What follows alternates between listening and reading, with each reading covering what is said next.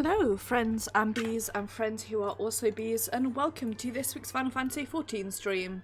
The start of which is happening all in a rush because I queued for the thing, and then the queue immediately popped. My camera's slightly behind, I don't know what's going on. Hello, friends. Welcome to this week's Final Fantasy XIV stream.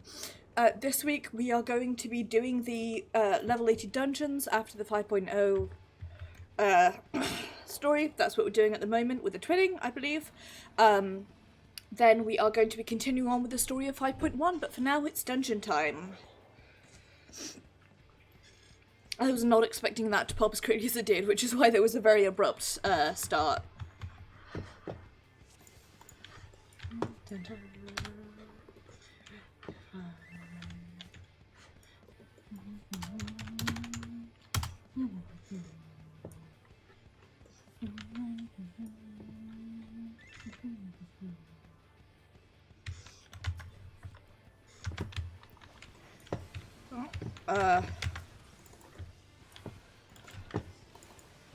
Party chat's already off to a unique start, as it so often is.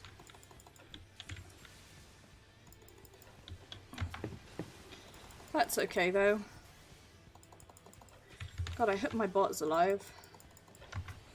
I'll check in between pulls. Normally we'd have a better intro than this one, but the queue popped way earlier than I was expecting it to. And so of course my brain is broken. Hello, friends and bees, and friends who are also bees, and welcome to this week's Final Fantasy XIV stream. As previously mentioned,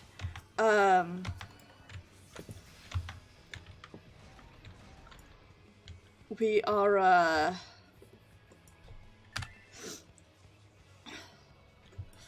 doing Party Chat is off to a wild start. I'm very confused by whatever's happening there.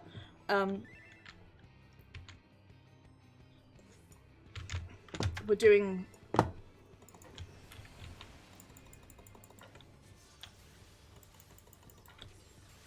is happening? What is happening in Party Chat is confusing the hell out of me.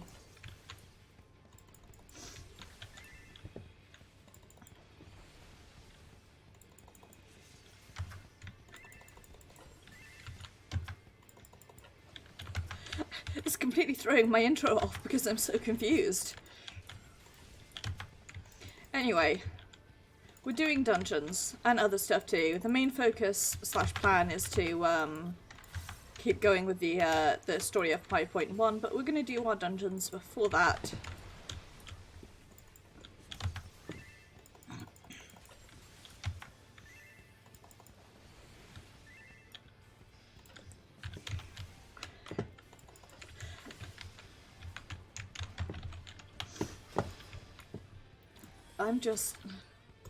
My brain is broken by whatever's happening in Party Chat right now.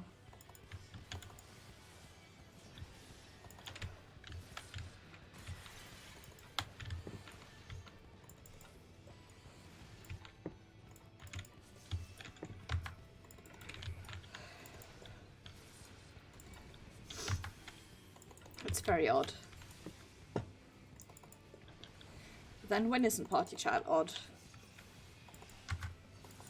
I feel like I absolutely fucked up my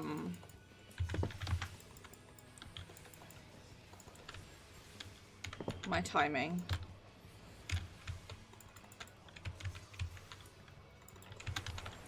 I can't tell if I did, but it feels like I did.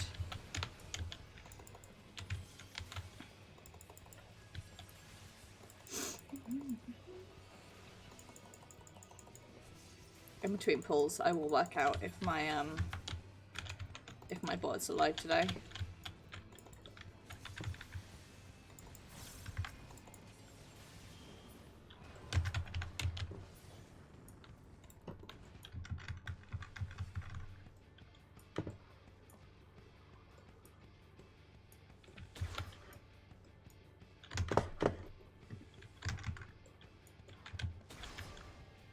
What is not alive?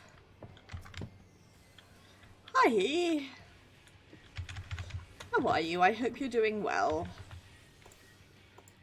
I have,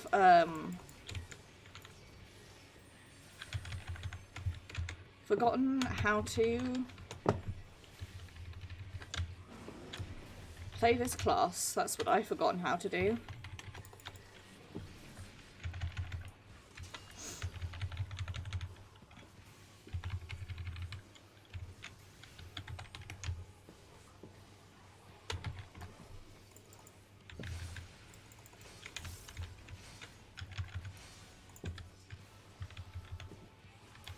I really have forgotten how to play this class.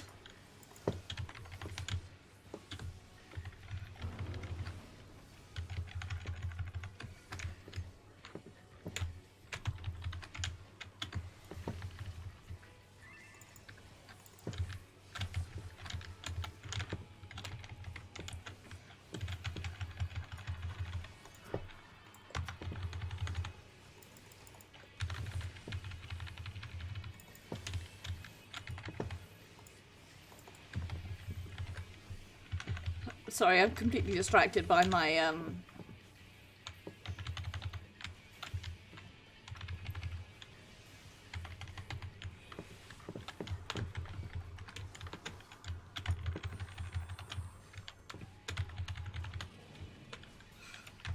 I've forgotten how to play video games. Oh no, that's not good. I'm just gonna second wind it and...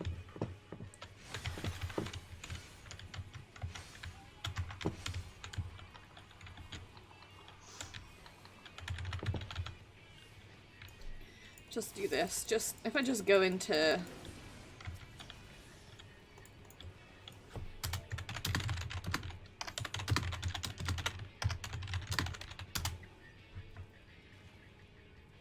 Oh no. Oh, I'm sorry to hear that. I also am suffering because of various stresses, so I feel you on that. I'll use this chance of being dead to reconnect my bots.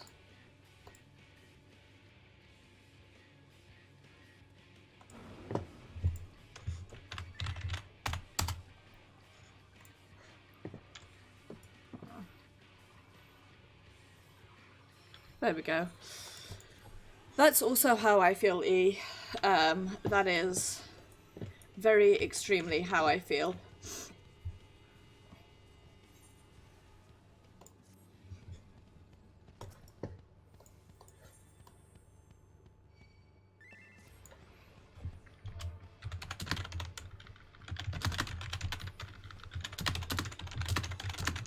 Okay, I'm alive now, and even better, I'm vaguely functional.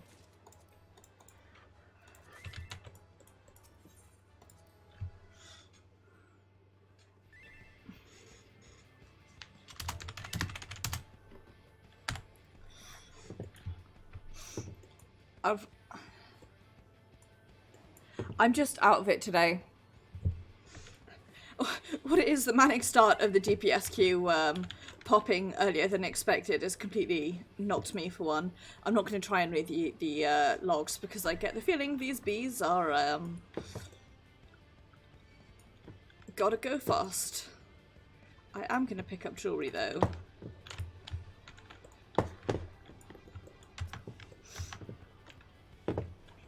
Because I need jewelry.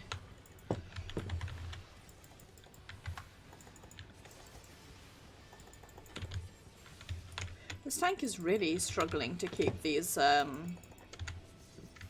ads.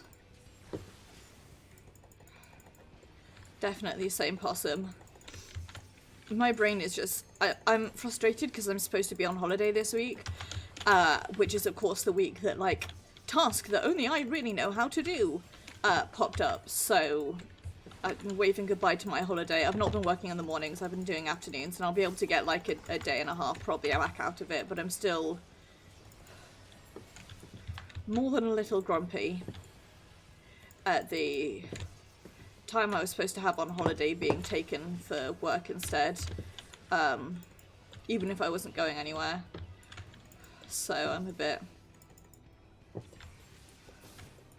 My brain's already a bit all over the place, basically. So that's where I, as a person, am at. I'm also out of it in-game. Because I was like, I will queue while I'm waiting for, like, while I'm doing my intro and stuff. So that we're not, like, I don't load in and immediately go, this is what we're doing and we're going into a queue. And then the queue popped right away, and rather than risk getting the debuff, I was like, well, I guess this is my life now.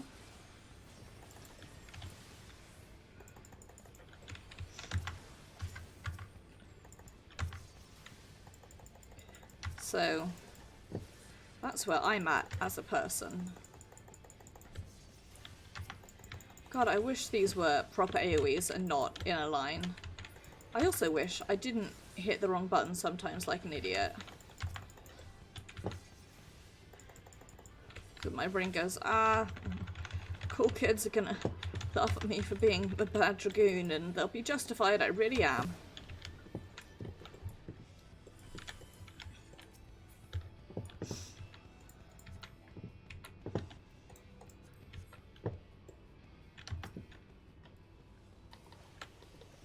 Right.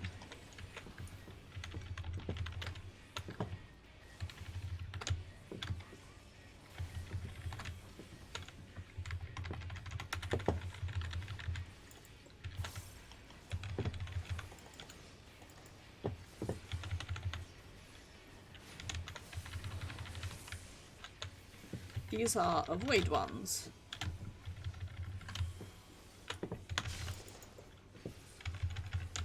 I have to say that to remind myself, otherwise I forget.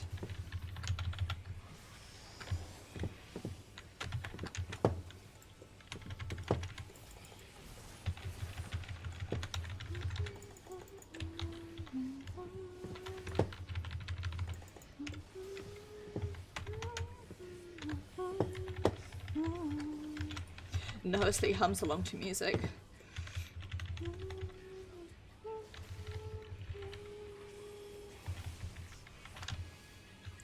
Jeez.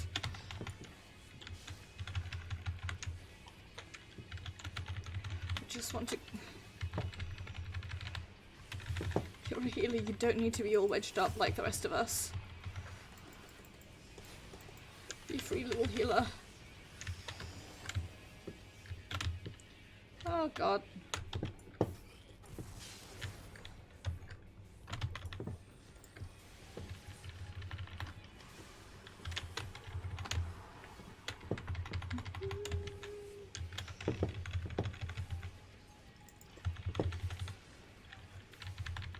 Oh god, it's the sound that I make when playing this game in general.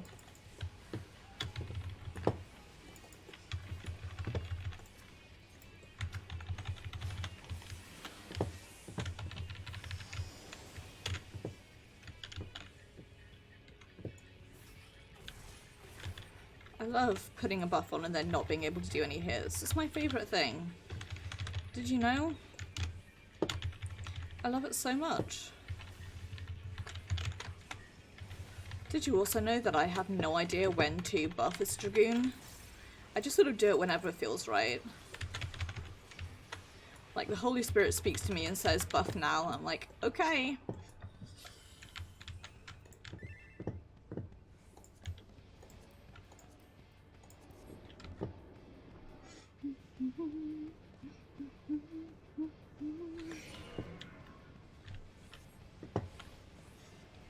I needed on the necklace, and then realized it was not better than what I already had.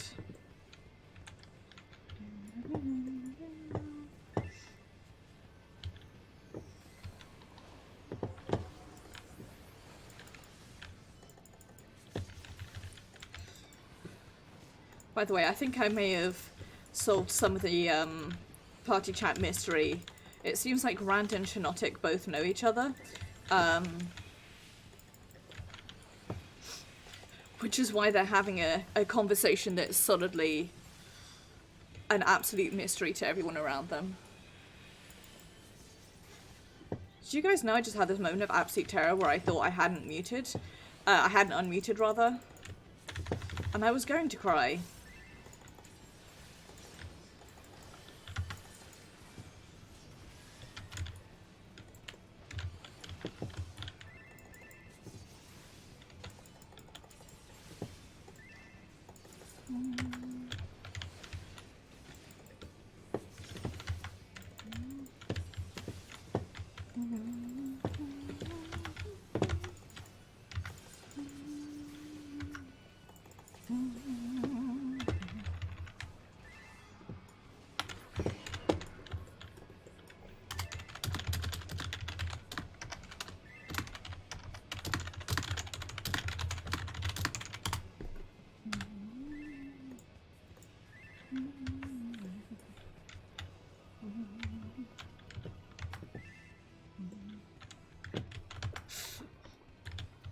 We're now having a discussion about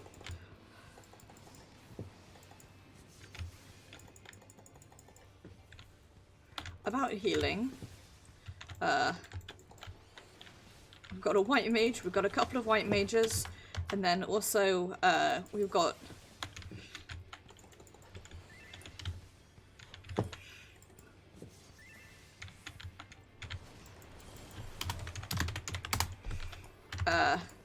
this is a very odd time up here in party chat. This is why I tend to cover party chat with my face, because sometimes it's just weird and confusing, and other times it's like shitty and I don't want that happening on stream.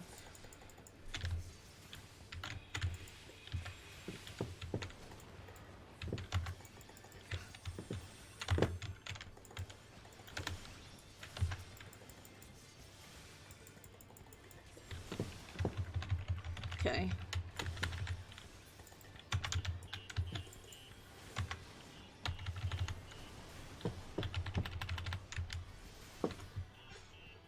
Phew.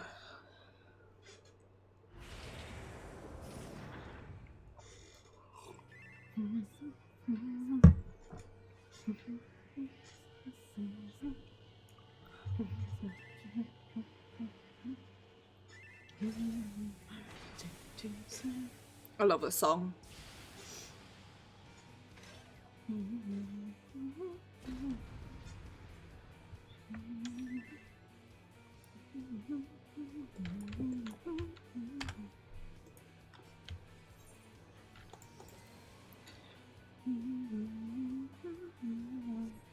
Click yes to move and then I'm like, oh, loading.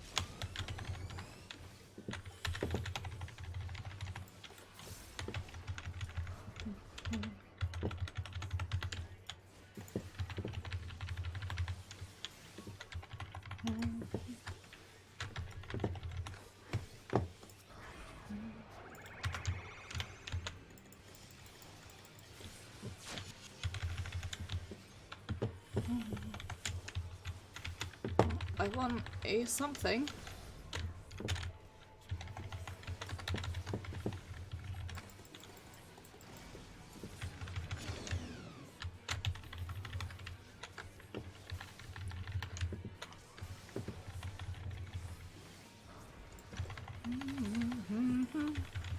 Sorry, I get distracted because I really have to concentrate when I'm playing this class. I'm not very good at it.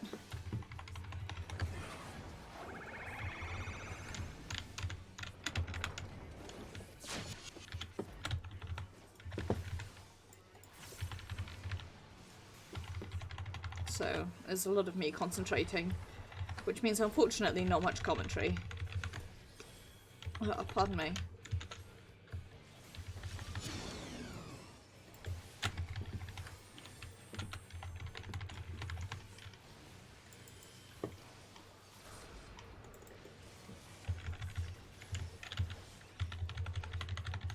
As the two of us try to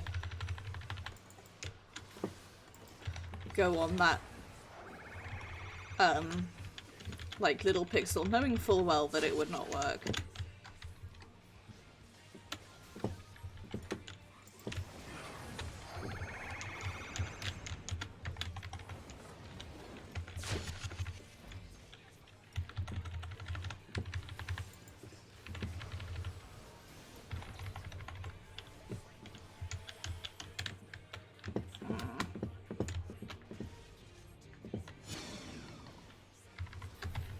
Oh, I fucked up my combo. Ah!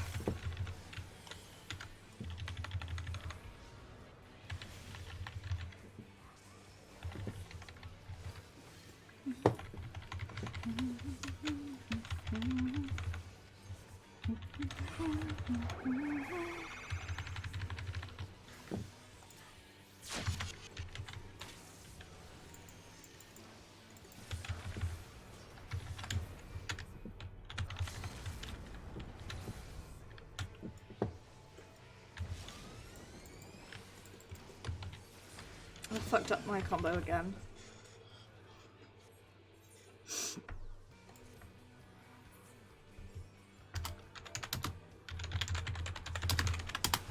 We did the thing. That's the important thing.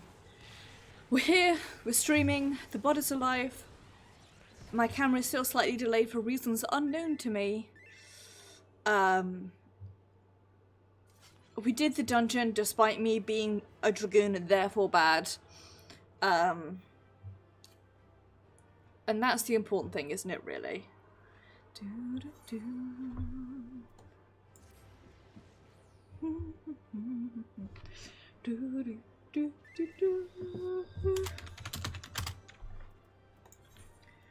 I'm gonna commend Rock because they made me giggle.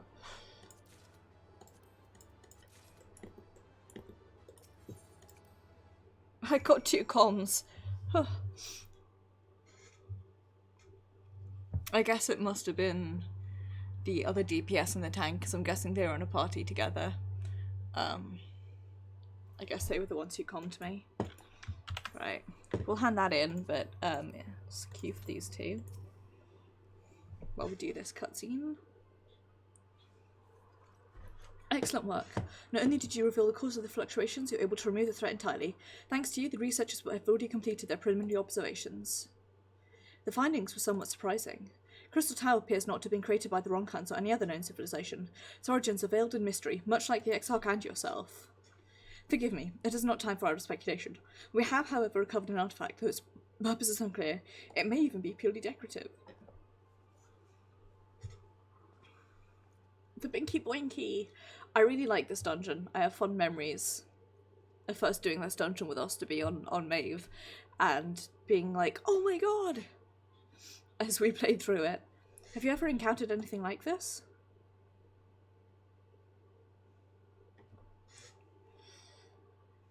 Insert flashbacks to Odin and Alexander here.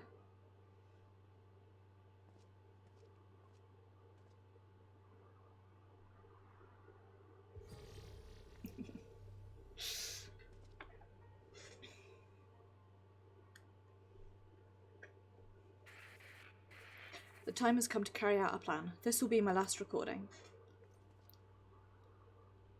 With the tower activated and temporal displacement apparatus online, all that remains is to throw the switch and pray. I'm truly sorry. I am. I wish there was another way.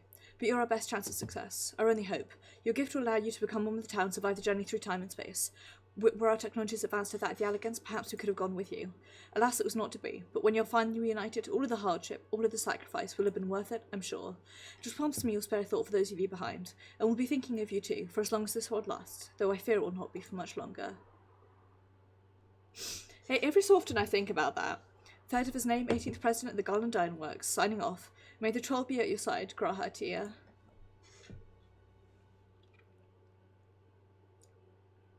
Parsons' voice coming from a machine. To be honest, I cannot make head nor tail of it.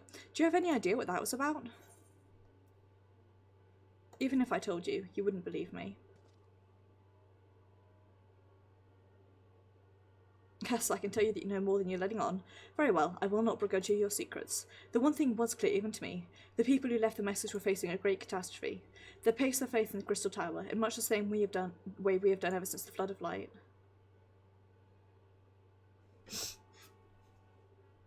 Our prayers for salvation were answered when you and the Exarch returned that night to us and freed us from the terror of the Sin Eaters.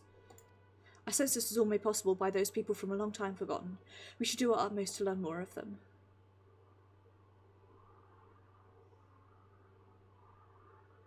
Perhaps the researchers will uncover more of these messages? In any case, you performed admirably in service of the Crystarium. We may have need of your strength and guidance in days to come. Until then, fare you well. I have a fondness, a weakness, some might say, for that sort of, like, idea of, like, dead, doomed timelines. I think it's a Homestuck thing. I think Homestuck instilled it in me.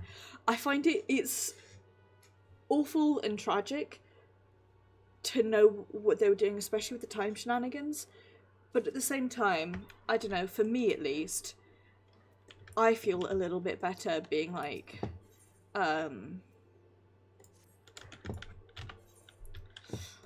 words. I feel better that we were able to help them, even though it is really depressing, you know?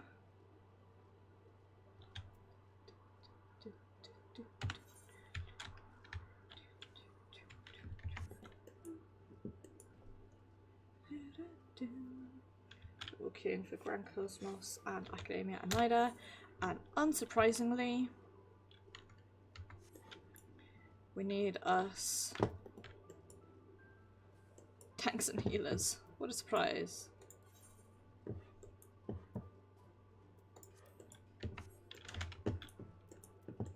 I don't know, maybe it's odd to like be like, oh, this is so depressing, it's so cool, but it is, right? Like, there is something that's really tragic and yet very moving about it, if you ask me.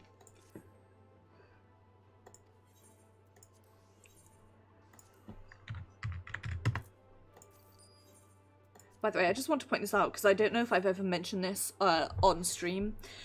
My retainers are named Neil and Andrew because last summer when I started playing more on Ashard, but not last summer, summer before last, Jesus, when I did through all the story on Ashard, I was head over heels obsessed with the Foxhole Court, and I keep considering whether I want to buy a third retainer for Ashard to hold more stuff for him. It probably, when I start crafting and gathering on him, will be my crafting gathering retainers, and name him Kevin. Because I've got the catboy named Neil, and I've got the Lullafell named Andrew, so clearly I need an Ellison named Kevin. We have fun here. We do have fun. Jewelries, have I dropped Fending? Where's does Fending go? Not here. You get more aiming stuff wedged in.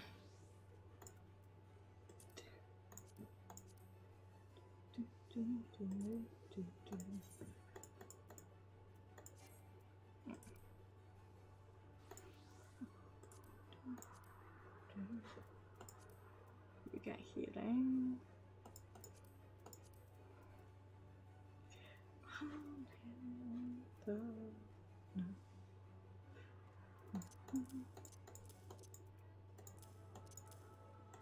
Healing goes there.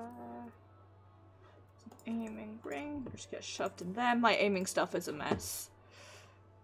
Don't.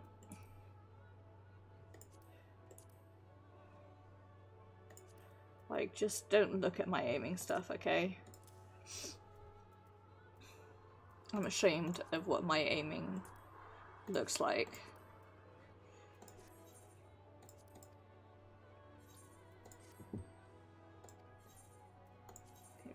You get fending stuff. I've not got room for earrings.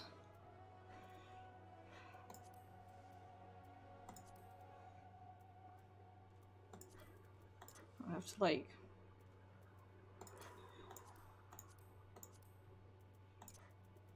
wedge the fending jewelry up there and pretend like that's okay. Oh, come on, Pogsworth, I'm bored now.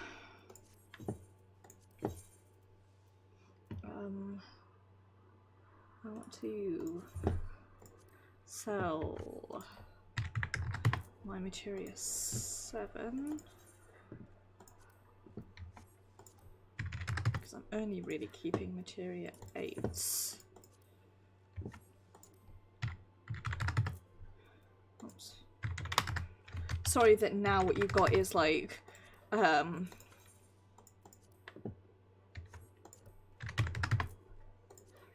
me like housekeeping. There we go.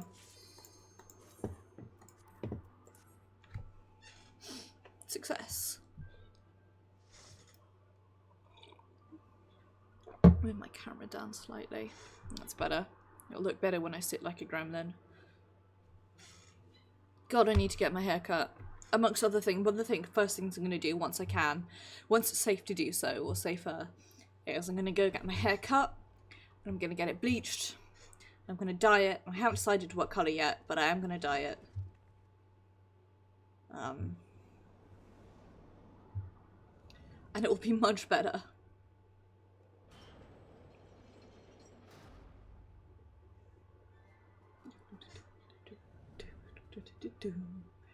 It's been ages since I heard this music.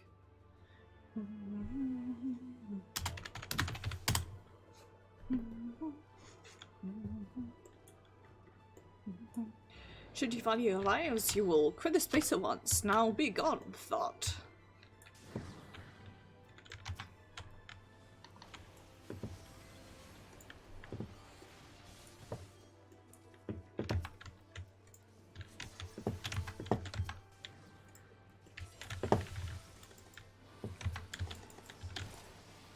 Thought is an accurate phrase for a shard, and that's why it's not offensive, by the way.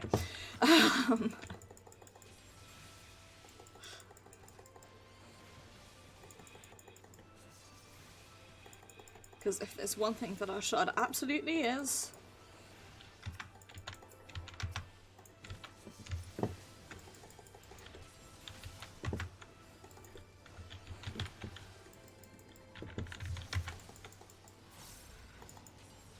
it's a thought. I forgot how to speak words halfway through that sentence, as is so often the case with me. Swish and flick, my lovely, swish and flick. Yeet. I call forth blades to run them through.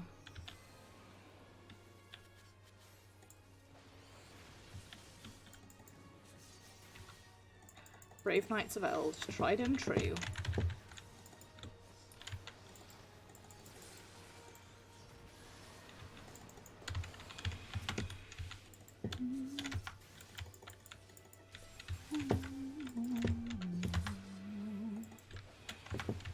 This is so satisfying watching stuff melt. This is why I love being a DPS, because it just... I really do genuinely just love watching stuff melt. Like, even though I'm like, I am obviously baby and it is really not my DPS doing much of anything, it's still really satisfying.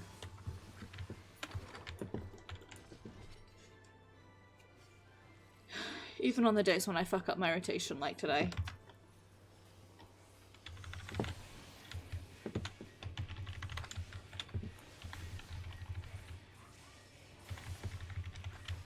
I feel like I should have put a warning that I suck ass at this bit.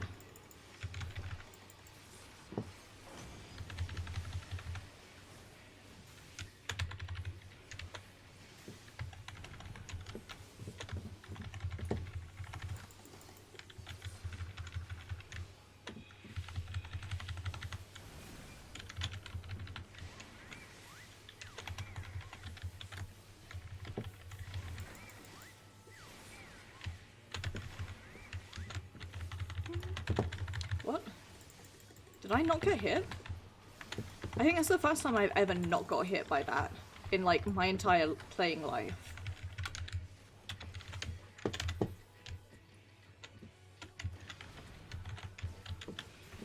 It always happens.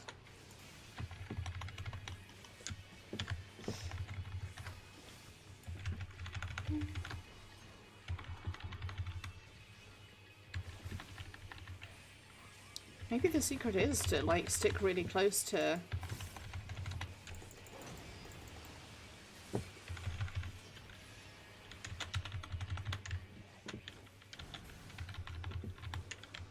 try it again.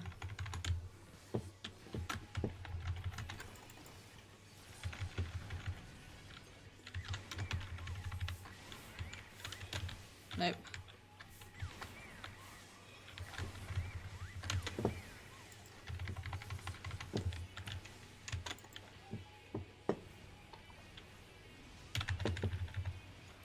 I did only get hit once though, so I'm considering that a rousing success.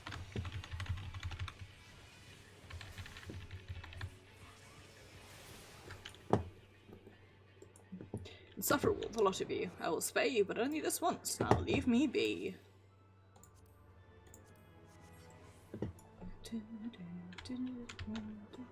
With wings of dreams I bar thy path.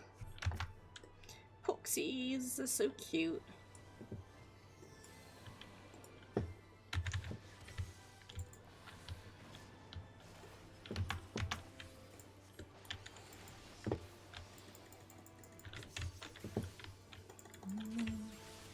Sorry, I feel like with these normal dungeons, especially ones that I've done so many times before, even if I've not done them on our shard, I don't have a huge amount to say, because it's like, yeah, it's a dungeon. I used to get this one all the time on Expert Roulette, and so I got used to healing it. It's been a while since I've DPS'd anything, really. That's a lie. I DPS in my statics if I can get away with it, because I'm a better DPS than I am anything else, but if it's just me, I tend to heal. For the sake of that sweet, sweet queue time.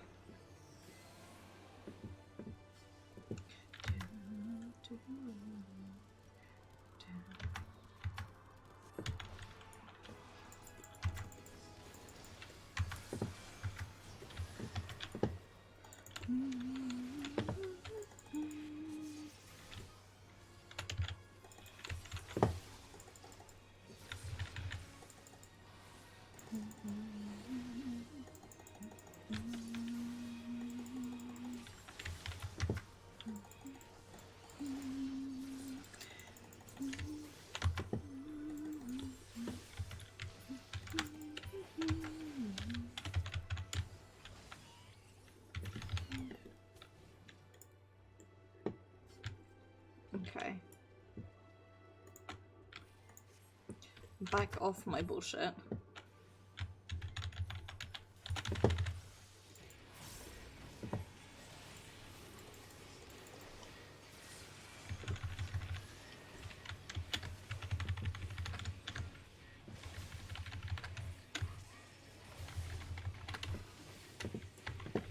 Did I forget? I need to macro that, I think. I need to make a macro, one for raids, and one for dungeons.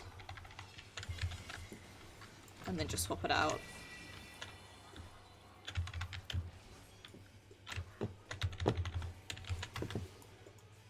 There's the other one.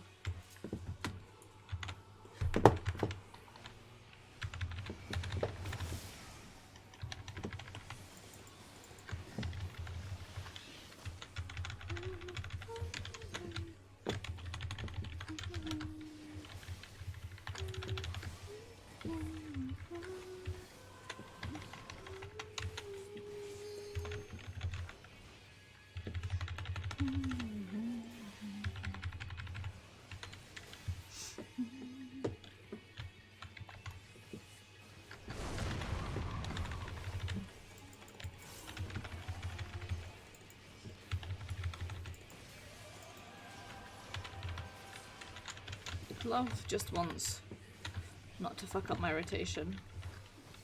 Is that really so much to ask for, I wonder?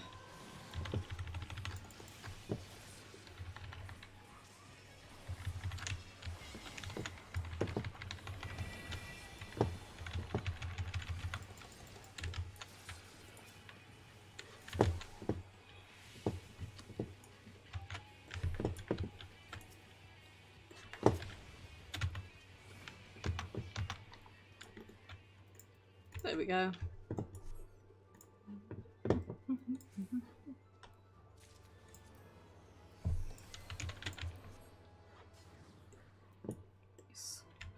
I summon thee from flesh of stone.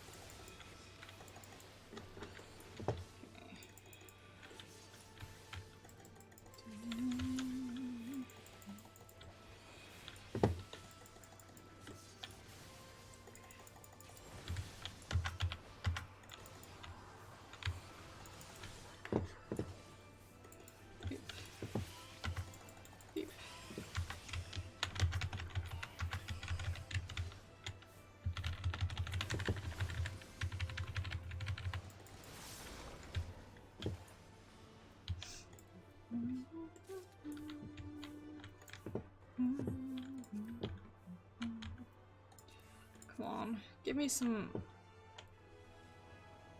something. Knights Immortal, heed my call. Seize the intruders who besmirch my hall. I'll be Mothbutt. Ah, there he is. Your friend and mine, Sir Mothbutt.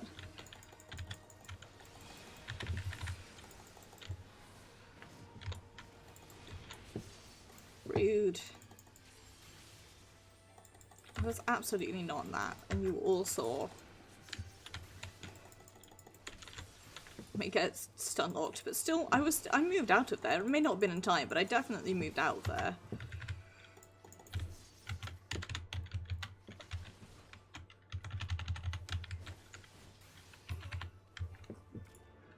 And by the king's judgment, see them fall.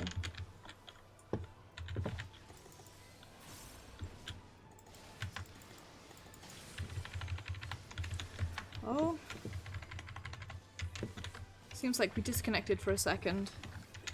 But I don't appear to have dropped any frames, so I'm very confused.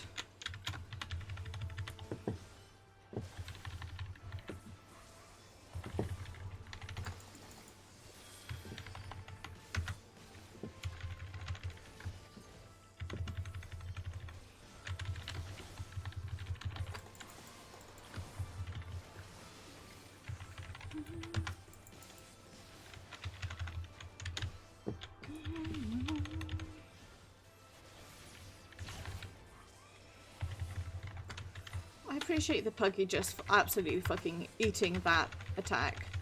Just like balls to the wall. Nope, this is what we're doing. Like, you know, I can appreciate bravery.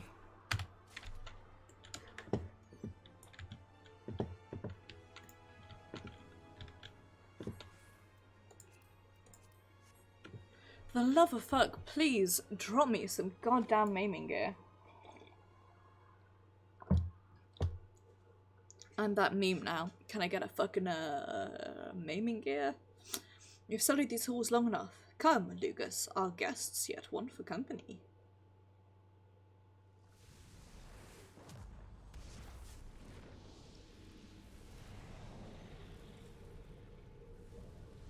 Insatiable flame, Lucas.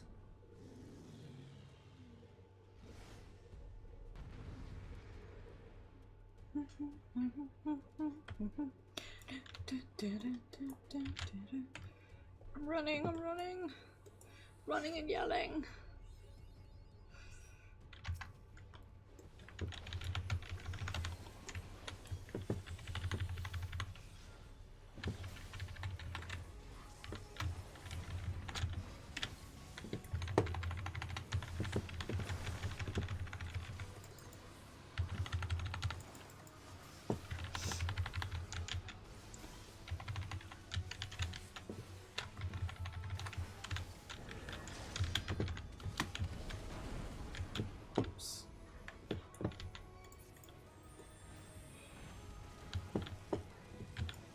Please.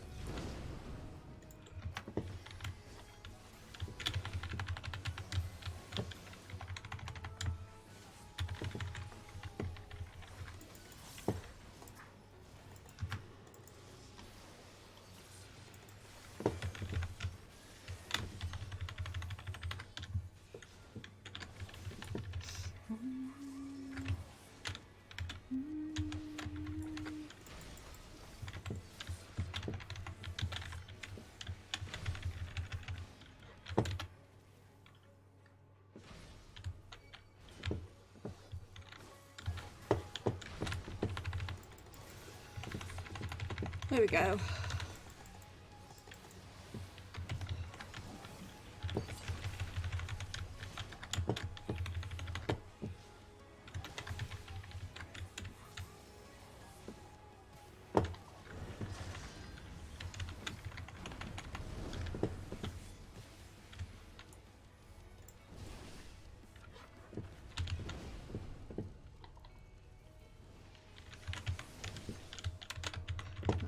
Start from scratch with this.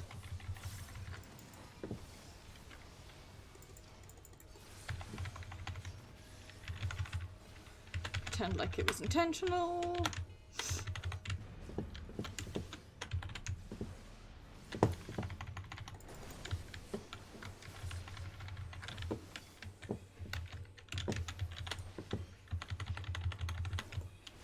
Pretend like I've not fucked up my rotation.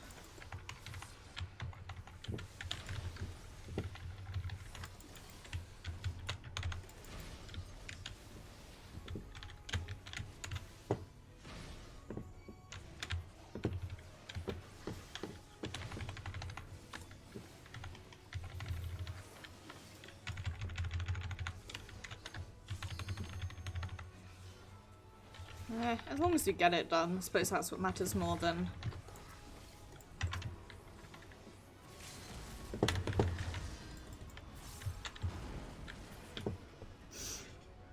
Whoops. I am a dragoon and therefore it is my right, nay, my absolute necessity to die at least once every dungeon run. If I'm not... Mount has dropped. If I'm not dead on the floor at the end of a dungeon run, did it ever really happen?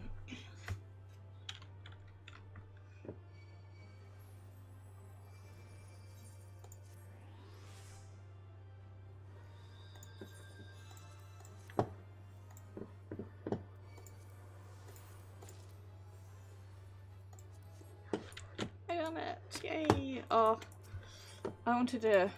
I got a single comm out of that. A one mount minion. That's the important thing. I don't think I've even seen that on Maeve yet, so that's pretty neat.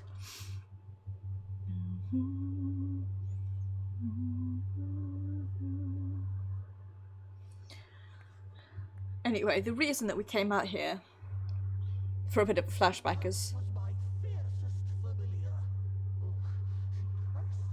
we wanted to find the mage and see if he knew how to, if they knew rather how to send our friends home.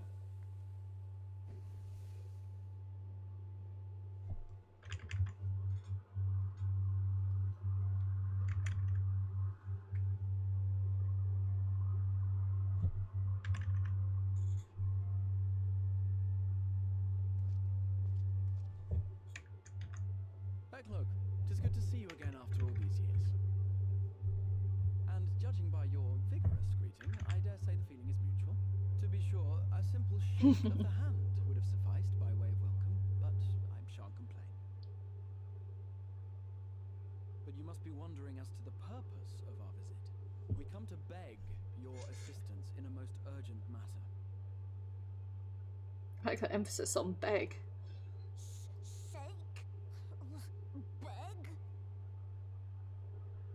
Our comrades' very souls are in danger. If we are to save them, we will need the benefit of your unsurpassed knowledge on the matter. Please, will you not sit and hear our plea? Oh, how dare you! How dare you speak thus in my presence! It was to escape such words of temptation that I hid myself from the world of men. You are sinners, one and all, and I swore never again to have any part in your affairs. But... I can only imagine what terrible event forced you into a life of seclusion. But I know that the Numo are a good and noble folk. It is not in your nature to turn a blind eye to the plight of those around you. And in treating with us, I am certain whatever mistrust you feel for man will begin to heal. Alfie.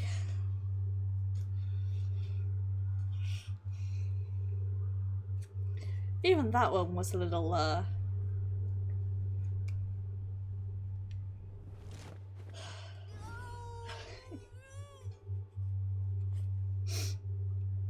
was a little on the nose, even for you, Alfie. If you will not be satisfied, I suppose I could listen. After all, there's no harm in just... No, I mustn't. Not again. It's a fun fact for you, by the way. Damn court mages seem to have the best of intentions too, and countless innocents died for my... It's a reference to the tank quests, which I haven't done on this guy yet. Oh, you know not what you ask of me. What horrors my knowledge has wrought.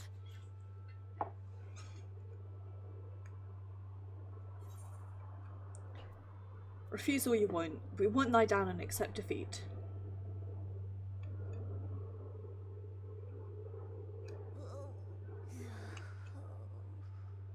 Sorry if you can hear the loud airplane outside.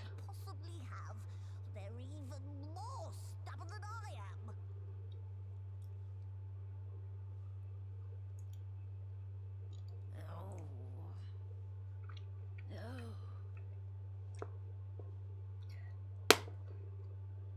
I got this lip balm last time I was in London because I always need lip balm, and it's very nice, but it's not exactly, it's not the most hydrating. Very well.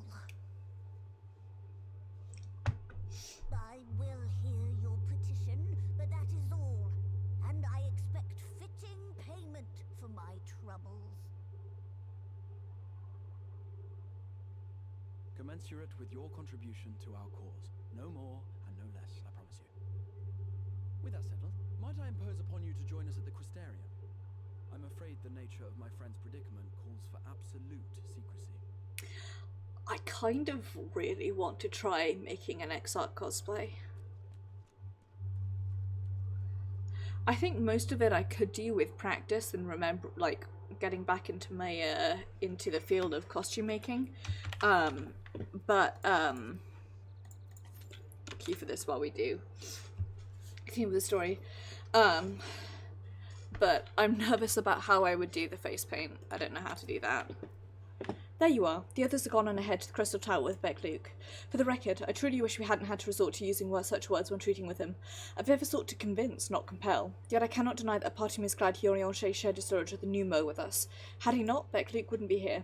Speaking of whom, we should hurry. To keep our guest waiting would only add insult to injury.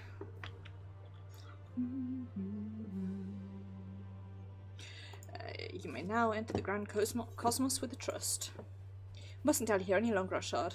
If Beck-Luke is to hear the truth of our travails in the first, you of all people should be present.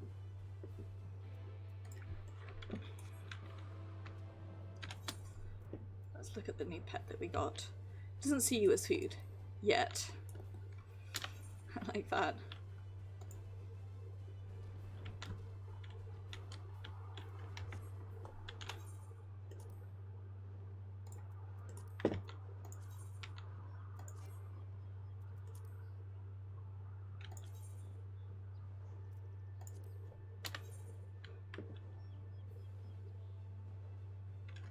I have not been paying attention to where I've been going, and now I'm very confused. Right. I want to keep you. Bank some of these.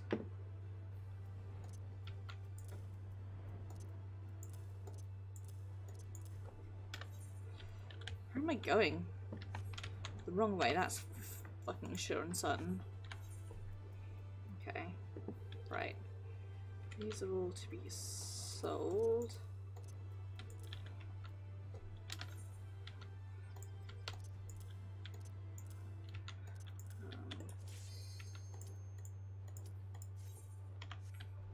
All that effort in flying back, and it's academia time already. Whatever, we'll get this done and then we can keep going with the story. I like the having other stuff to do while we do the story.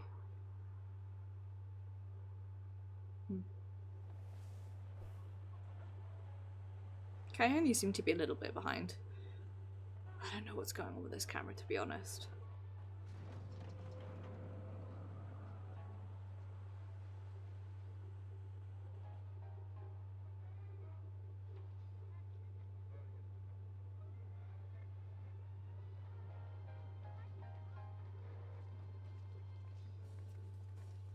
Seeing as we're here, it's time for me once more to share my story about the background audio of this dungeon. So this dungeon has a bit of it has this like default audio. The radio is like a sort of default thing, which means that it's always fucks me up because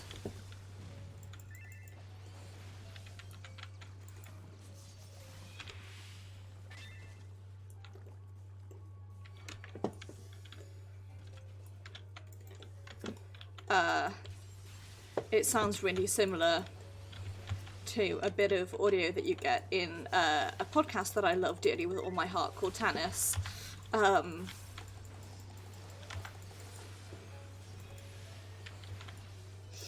And so every so often I hear it and my brain just goes straight into Tannis mode. And it really got me fucked up sometimes. Because very often my emotions related to Tannis are mostly confusion and, mostly confusion, sometimes frustration, but mostly confusion.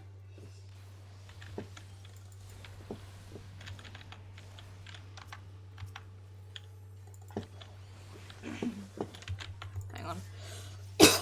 Pardon me, sorry, I would have muted myself, but, definitely don't have enough hands for that one right now.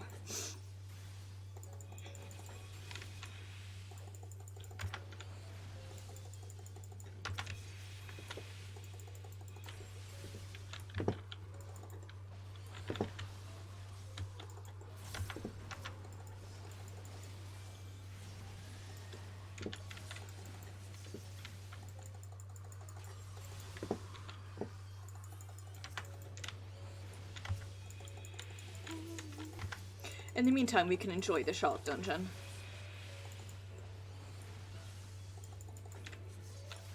When it comes back on, I will, I'll point out the exact sound. Because I feel like it's such a specific thing, like a specific, like, experience of, if you play this game and are a fan of this podcast, you'll hear it and just go, what? And it's not like they're ripping bits off of the podcast, it's like a background noise, but I've only ever heard it used in Tannis, which is why my brain associates it with Tannis. Anyway, that's just my fun story for the day.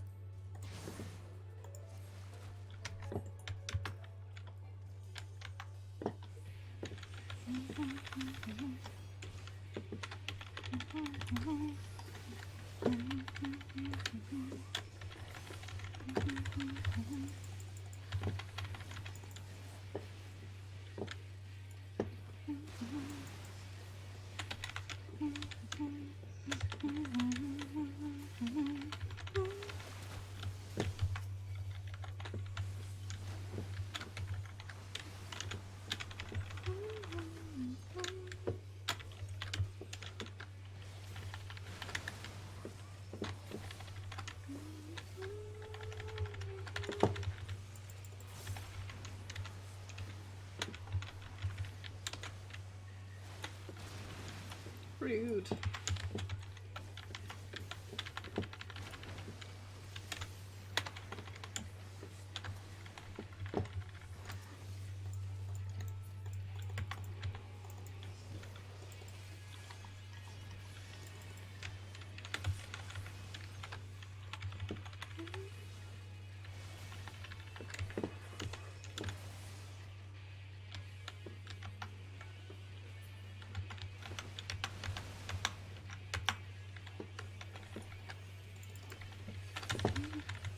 Sorry, once again, I am having to concentrate on not fucking up.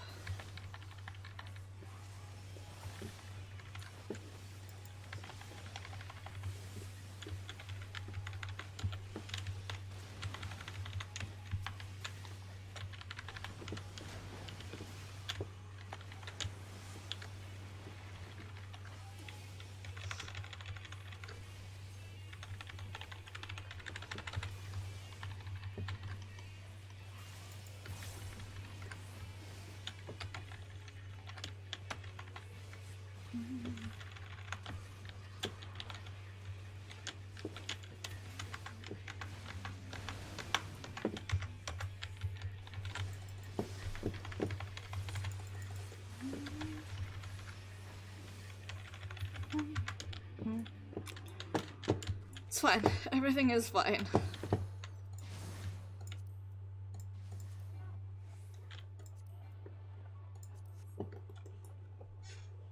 There it is. That radio sound is the Tannis sound, which constantly just that one. I think it's literally just that it must be some sort of like default noise that you can use.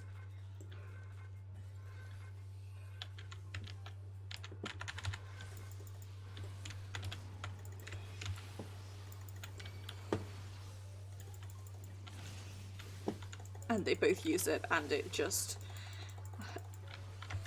It is specifically that because I associate it with the podcast so much.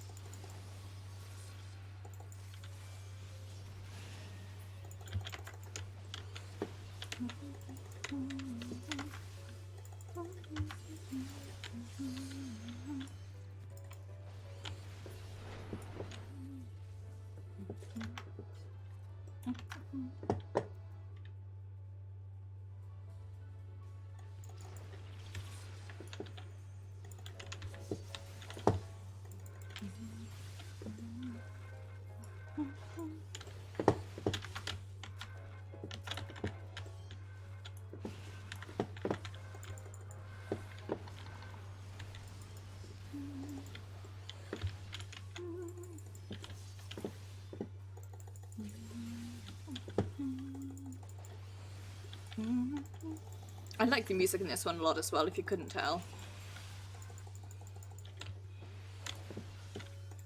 It's not the sort of thing that I would typically listen to in my own time, but it is very much the sort of music that my mum, my parents would listen to. So, I like.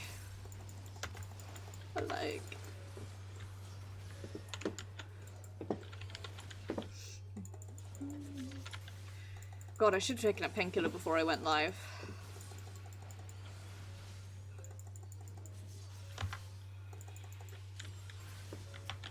Really is real pain hours up in here tonight.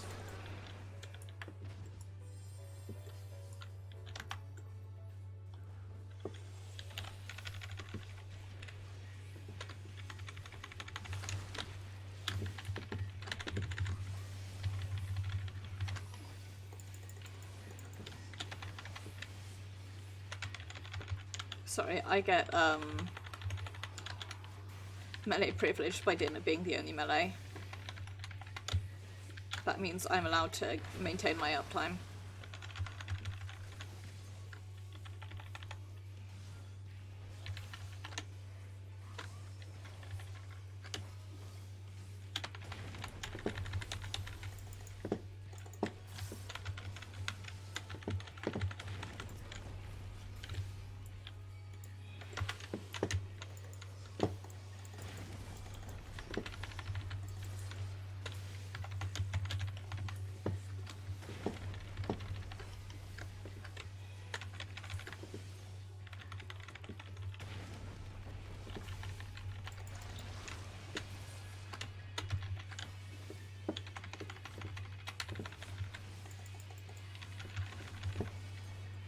me saving my buff for when I'm about to go into my hard-hitting mode, like.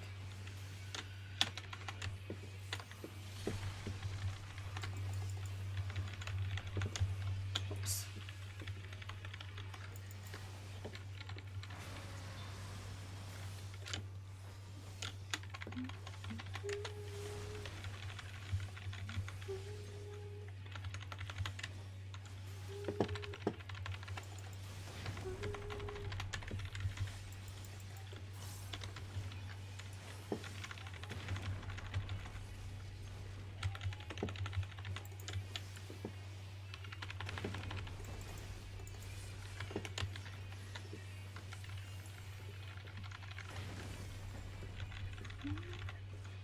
Sorry that I'm taking so much damage, healer. I went into full DPS brain.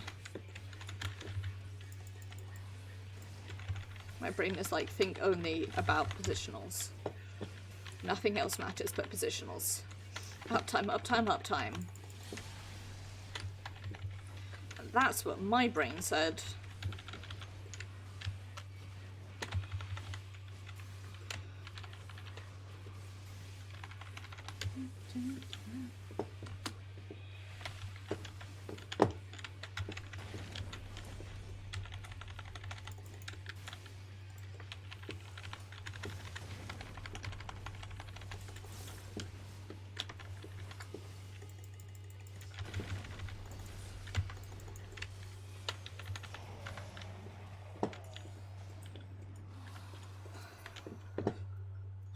I absolutely zoned out there.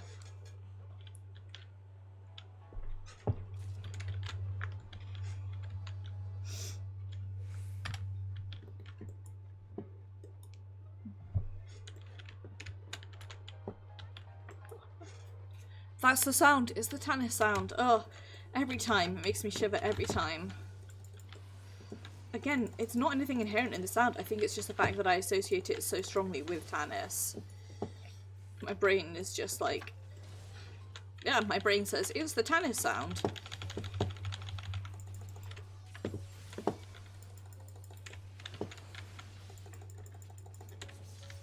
Even though one presumes it does indeed just come from some sort of stock library.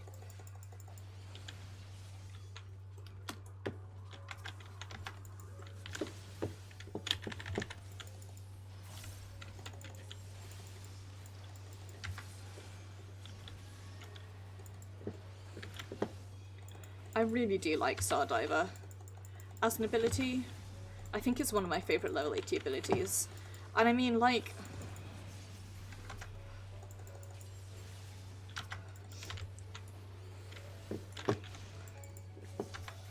I don't know, I struggle to get used to using Neutral Sect, I guess because I don't heal enough endgame stuff. It's like one of my panic buttons. I think if in neutral you could get instacasts, I think that would make it a much better panic button, because then it's like a panic phase, like, oh, shit's going wrong, okay, I'll go into neutral and this is my panic phase, especially if you're having to like solo heal something. I struggle to figure out how one's best place to use it, basically, but Stardiver is such a good ability.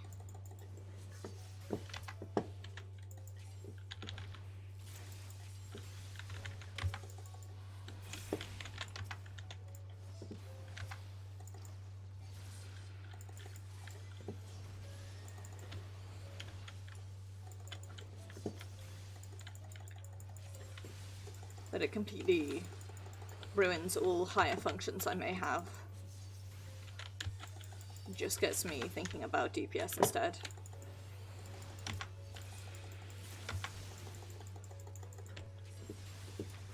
This is why I suck at melee.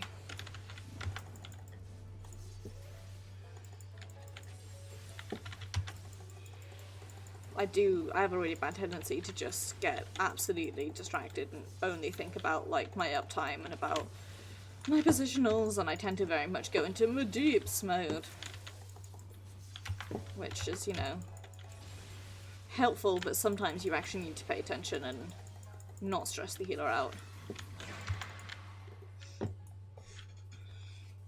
Just a wild concept at me. Nice. I'm gonna lose my thing probably.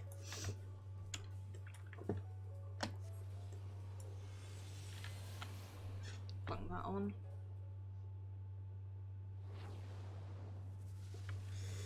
I think I may have hit the wrong button.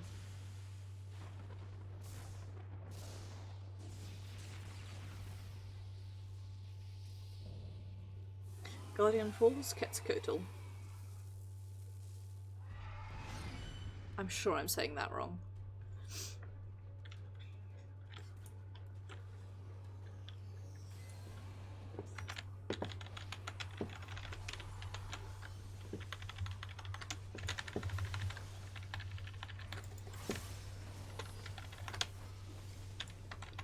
I absolutely fucked up, by the way, and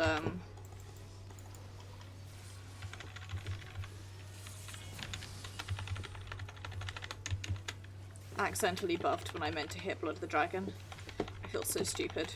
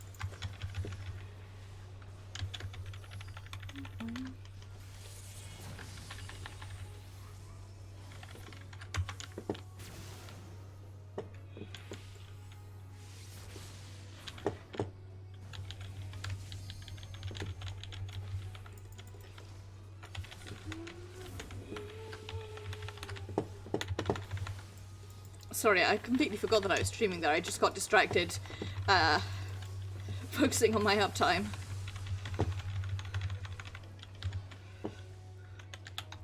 I need to work out how to do the naughty numbers for myself.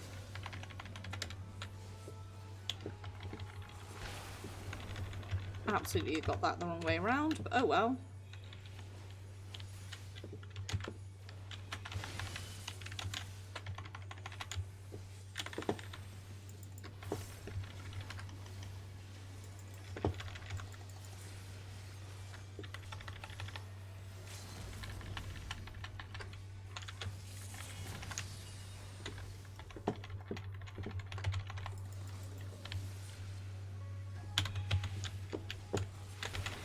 Fucked up my rotation again.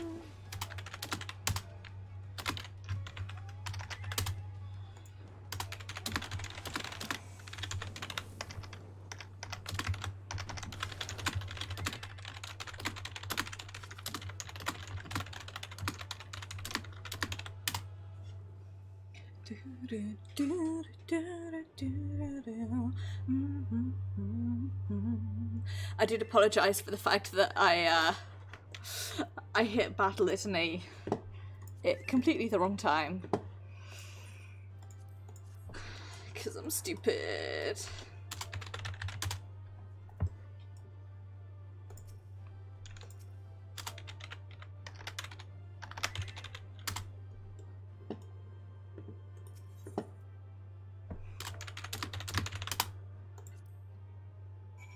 I got all 3 cons because I'm baby. Oh, I feel so bad. Because, like, I may be baby on this guy, but I'm not baby, like, out in the real world. Oh, I feel terrible.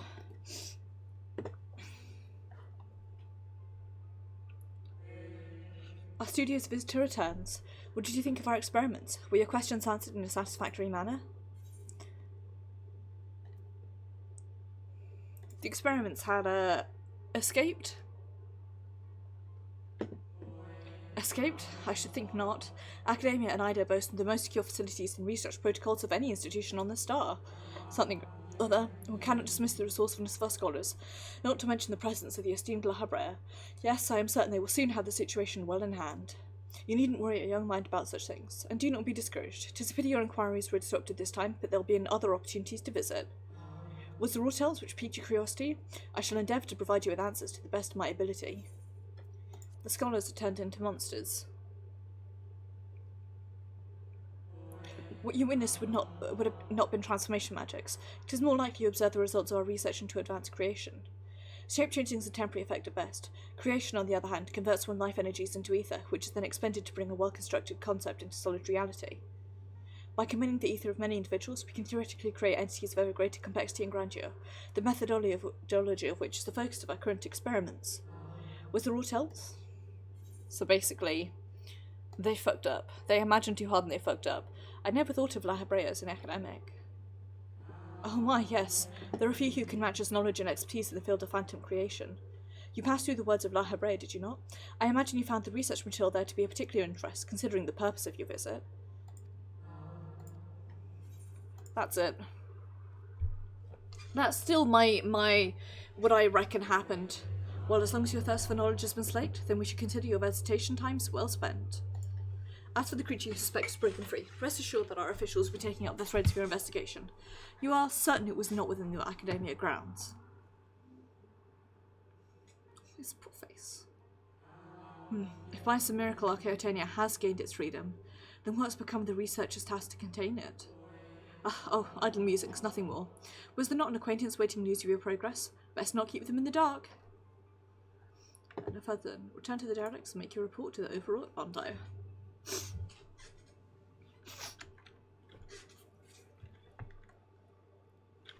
feel really bad that I got all 3 cons because I'm baby when I'm not really baby. The thingy, by the way, is for the fate, which appears not to be up at the moment.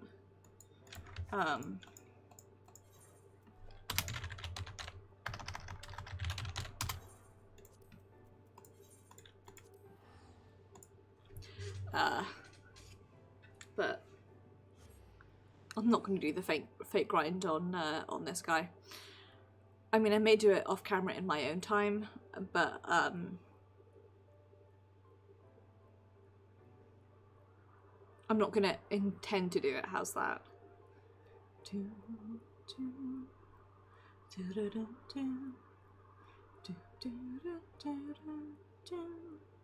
That was a funky, fresh little time.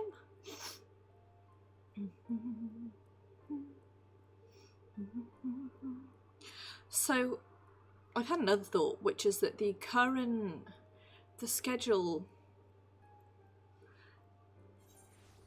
So, let me have a look at a calendar quickly.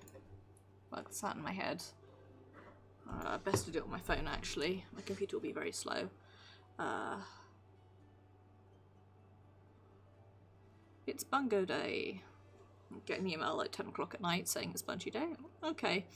Right, so 1, 2, 3, 4, 5. So I've got 5 days until the planned... 5 weeks, rather, until the planned release of It's like a little party going on there.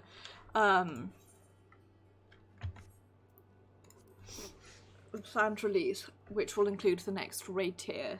I know I'm gonna, on the actual 11th, I'll be doing stuff, like, I'll be doing the 5.3 stuff on Maeve. So that still gives me 4 weeks to do stuff on this guy, assuming... So, say if I do, like, trying 5.2, maybe the 28th will be dedicated to Eden, and then the 4th will be dedicated to everything else. I wonder what else we'll be getting in 5.3, because we're going to get the follow-up to Copied Factory. But what are we getting after that? We just don't know. You've returned. What are the ancients? How do we soothe their rancor? About that. You mean the beast escaped? It was not released to torment us? A terrible creation indeed if it can slip the bonds of the ancients. And yet it is a relief to know we did not slight the old ones, that it was not our deeds which summoned forth this fiend. I will swim back to the cups and consult my comrades. We must think on a strategy. Though huge in size, the beast is swift, elusive. My kin would be glad to have your aid in seeking its tracks. Finders ones do best when there is no water, and the sea has yet to reclaim our home. Come to the ocean floor, land dweller. Come and hunt the beast. Yeah, about that. Continues to look around shiftily. Right. Let's head back to the Crystarium.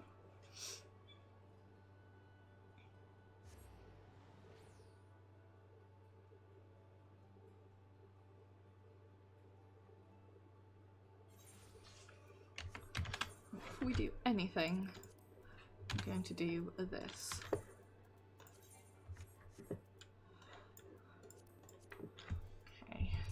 Belt, put that to one side. Didn't get anything else. Healing earrings, bung that down there. Casting and aiming. Try to use for both ninja and dancer, that's good. Casting. Okay.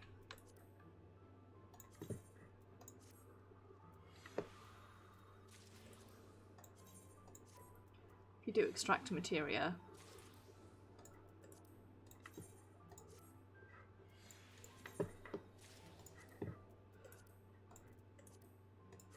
That's more materia that I can sell later.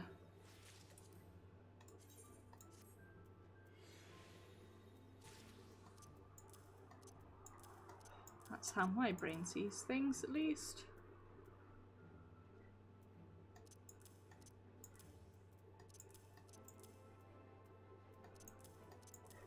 There we go. I really do have to clean my my stuff out a bit. Whatever. I'm gonna set this as our home point. Go meet folks in the ocular.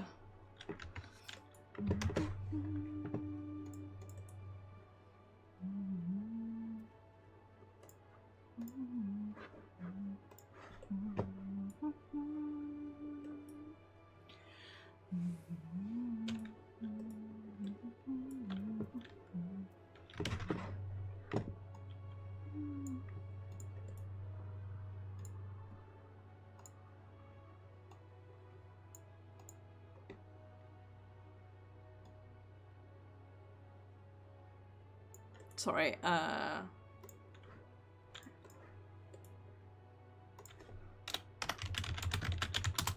the sort of thing out in OBS there.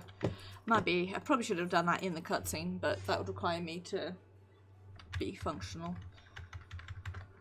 Have a working brain up in my head, which I definitely don't have.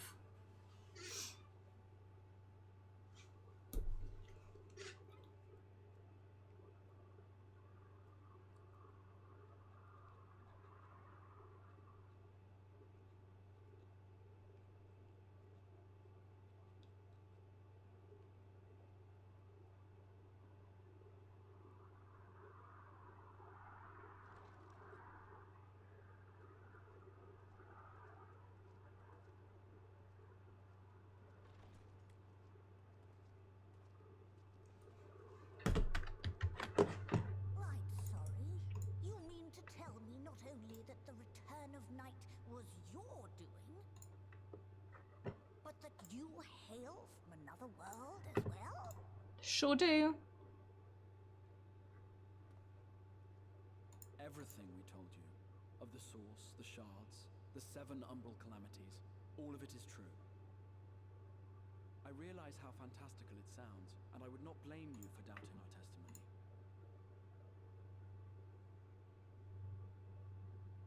But given your expertise, you must surely have noted the peculiar nature of their souls. Any other time and I would have dismissed your stories as balderdash and flummery. But upon closer inspection, 'tis plain their souls are far denser than is normal, and that they do not possess true bodies.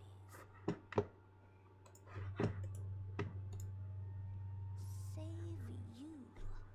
Your body is your own, Sure is. and your soul is the densest of them all.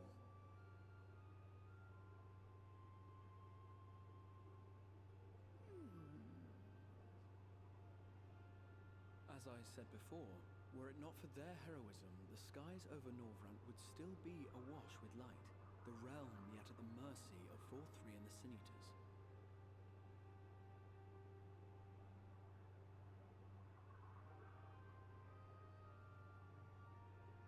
After all they have done for our home, seeing them safely back to their own seems the very least we can do.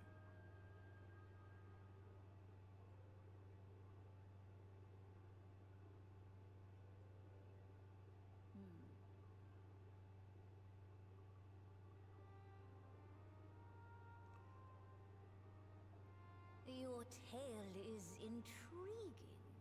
Yes, very intriguing indeed. Simply to hear it is fitting payment in itself. As for your friends, I can but agree. Their valorous deeds on behalf of Norvrant are deserving of recognition, of their own fitting payment. You will help us then?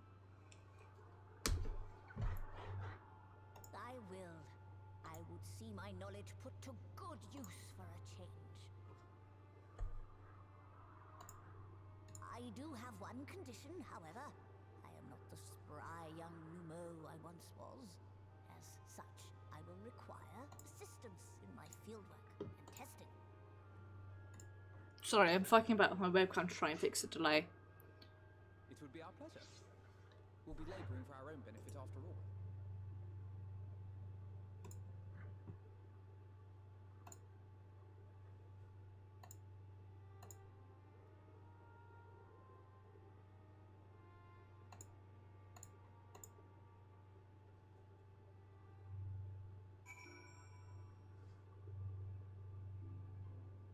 Sorry, I'm getting distracted because I'm trying to fix it. Basically,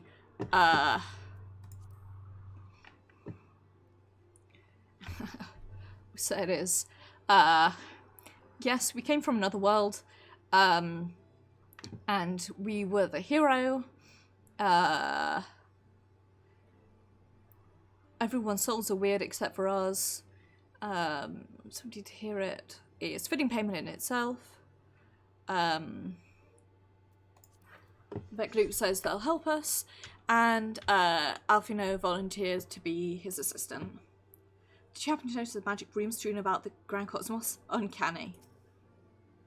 Vecloop is a fine eye, though if yet to begin, I rather think the Exarch was right to call on them. Sometimes forget we're not truly here in the first. It'll be good to be whole again. Fortunately for us, Vecloop is of a mind to see you and your fellow Scions justly compensated for your efforts.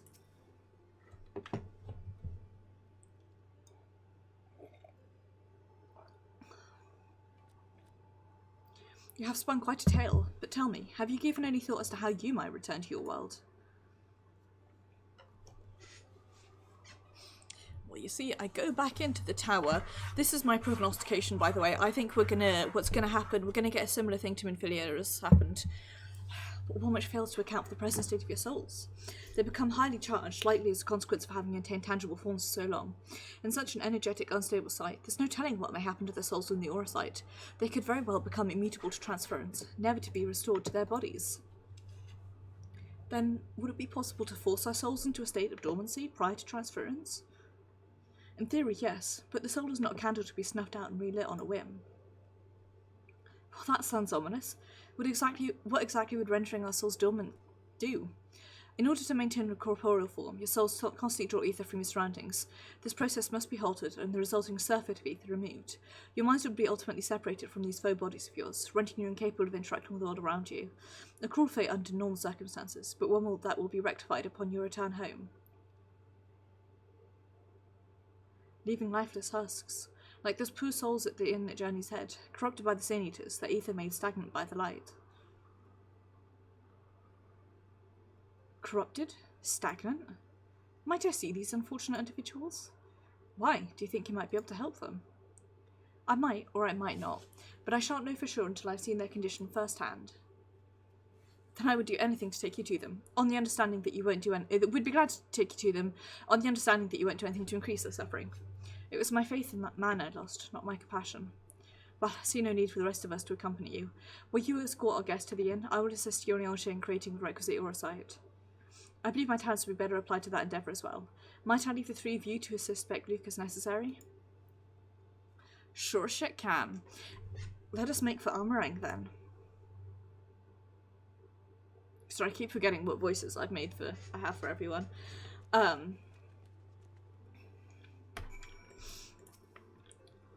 Yorianshi is more than capable of creating the aura site on his own, but if aught should go awry, I would be on hand to assist him. Pains me that there are those who might yet suffer despite a victory over the light. We must hope a way can be found to help both them and our friends. Here's my prognostication for the future. Crystal Catboy is going to become one with Tower again. Similar to a similar thing is going to happen to Exarch as happened to Minfilia, where he's not going to die, but he's going to go out of the story by having something happen to him. I think he will go back into the tower. He'll become sort of one with the Crystal Tower in order to send our friend's souls home, because I reckon the story of Shadowbringers is probably going to wrap up with 5.3, really. My prognostication for Eden is I don't have any copied factory. I don't have any, although I may change my mind on that one. My prognostication for Ruby Weapon is that somewhere at the end, Gaius is gonna sacrifice himself to become, like, say, one of the pilots in order to rescue, I guess, maybe the youngest kid, I don't know, whoever's left. And it'll be meant to be really sad, and we'll be like, well, Gaius, this would be sadder if it weren't directly your fault. And then people yell at me for having no empathy, but whatever. Peck Luke told me they wished to meet the worst afflicted. Halric. There are times I swear there's something he wants to tell me, if only he could form the words. Having broken that stranglehold on the first, I'd like to believe they will one day recover, yet I fear that day may not come soon. Okay, I'm paying attention now. The reason I got distracted in that last cutscene is because I was trying to fix the lag on my camera. So this is Halric, is it? Yes, his etheric balance leans perversely towards the light. Towards stasis. What do you suppose will happen to him? Not too bright, are you, boy? Same as all pool souls corrupted by the light. He'll become a Sin Eater. You don't know that. We've defeated the Wardens and banished the light from the night sky. Halric was completely unresponsive before, but now...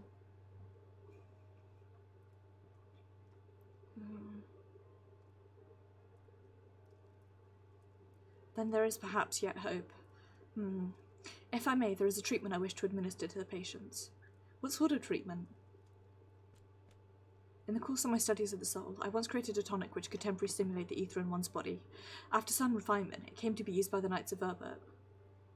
Then, for far darker purposes. Lest it fall into the wrong hands, I swore never again to make it, but for their sakes I will break that oath. It is not like to reverse the stagnation, mind you, but it should offer some measure of relief.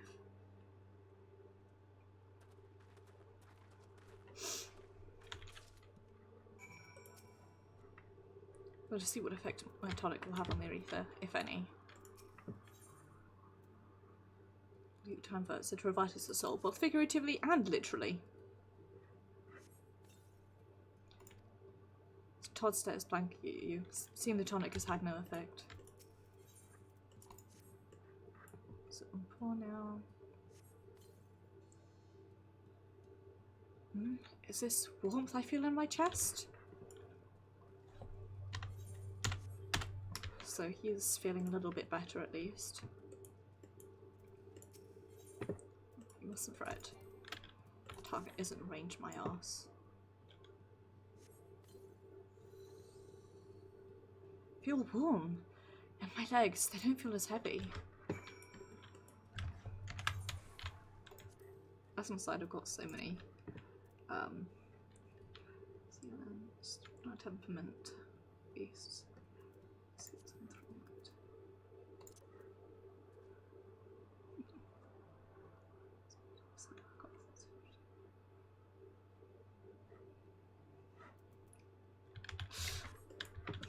Little. He's small. Tiny cat boy!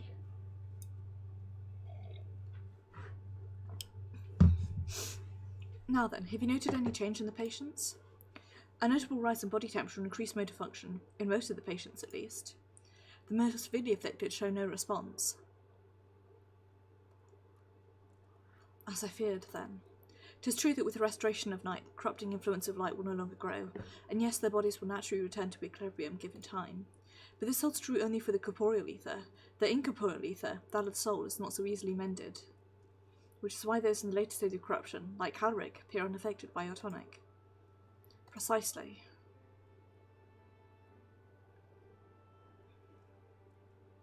The boy's soul is far too gone, his mind held together by the thinnest of threads. There is a chance he may one day recover, of course, but it could take years, decades even. By the gods, he could awake to find himself an old man. A fine reward for his perseverance, the opportunity to mourn the life he never had a chance to live. No, there must be something we can do. Look, I realise this isn't why I petitioned your aid, but do you think it's possible we can find a way to hasten their recovery? Maybe. Nor do I think it impossible that in treating them, we might learn something of relevance to your own predicament. What do we want? Correct here, probably. I feel like I should be going for the gold instead, but anytime I get a meal, it turns into leveling food, so.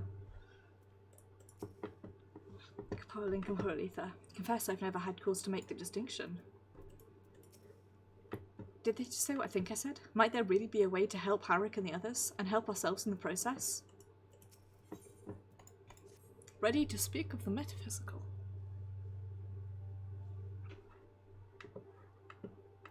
I suspect the Crystal Exarch told you my past, that I was once a mage of the Royal Court of Verba, and that soulcraft was my field of study. The tonic you administered to the patients here is one of the fruits of my labours. I hope to do great things for the kingdom. But in the end, my knowledge brought only suffering, a plague the like of which none had ever seen. In the hands of unscrupulous men, what should have been my greatest triumph instead became my greatest shame. And now you have a chance to redeem yourself. That I do, a comforting thought indeed. But let us return to the task at hand, finding a means by which we might revitalise these people's incorporeal ether. Do you think it can be done? With the sky still ablaze with primordial light, I would call it an exercise in futility. But now we may have a chance. The method I have in mind will entail the conjuring of a familiar. They're able to amplify the energies poured into them, making them the perfect conduit for the ether revitalising magics we will ultimately employ. If you're about to launch into a lengthy explanation of the metaphysics of your plan, don't bother. I'd rather get on with doing whatever it is that needs to be done, if it's all the same to you. Whatever reagents must be recorded or spells invoked, I'll do it. Oh, Alice, I admire your spirit. Very well, your first task will be to gather the necessary materials. Purest of waters and the finest of clays, as well as a fey lantern brimming with pixie magic.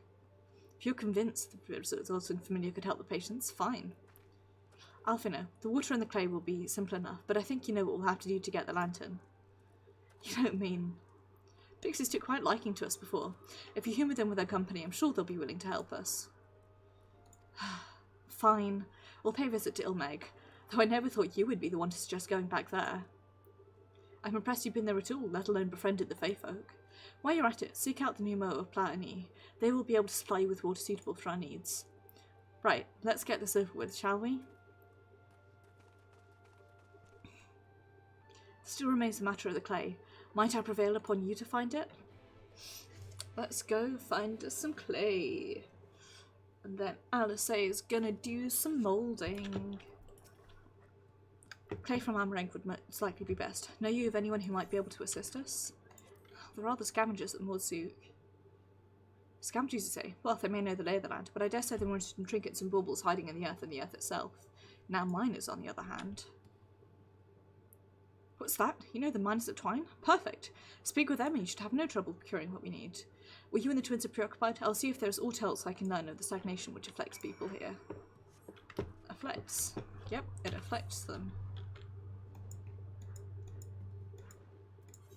Just gonna teleport over there. Why not, you know?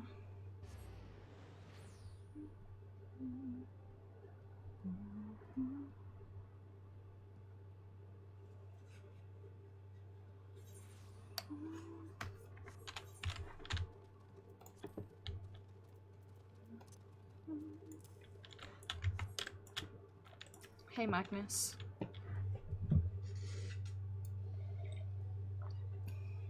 Oh, Shard! Well, what a coincidence. You come at a good time. We've just this moment finished repairing the Talos and trolley you lot took to Navartha Eng. Trolley was no trouble, but the Talos would have been another matter had we not had a visit from Master Chai. He offered us a share of the leftover building materials from Daedalus Stoneworks, as well as a few trade secrets to help us along. Clever man, that Chinese. He seemed pretty keen on the ideas I had for putting the giant Talos to work. Like a giant trolley.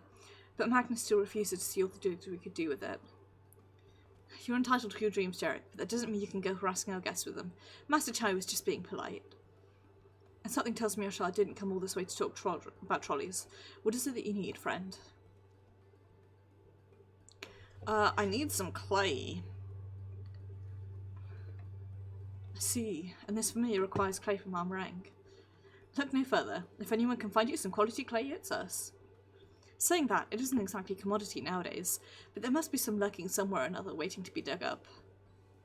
If I'm not mistaken, there was a time when they used to take clay from Mount Biran mines to make adobe bricks. The place is swarming with coyotes now, but if you're after the good stuff, you could do worse than to look there. Mines it is, then.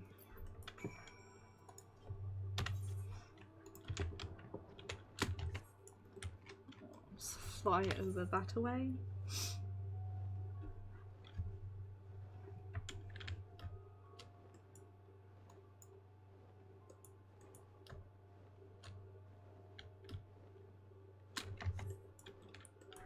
Enjoy. Armorang at night.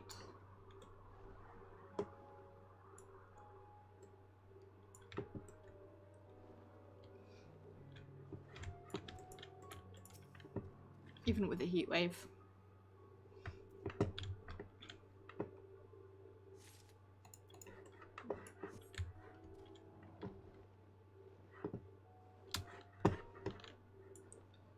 Avoid the coyotes, or coyotes, however you say it.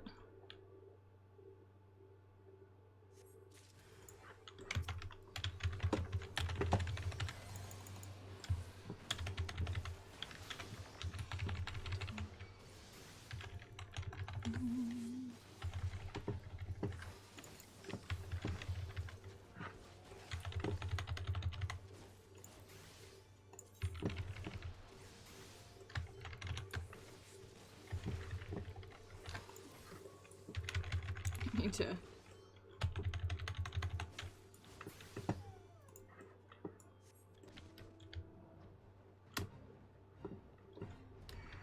Yeah, it's a fate, whatever. I'm just here to pick up.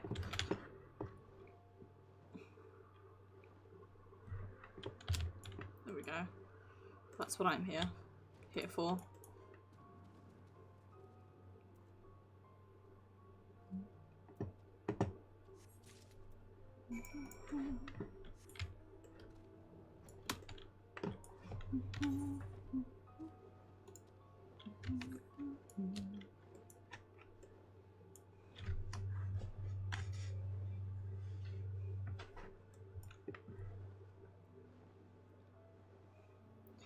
even though it's a desert, our meringue is still really pretty.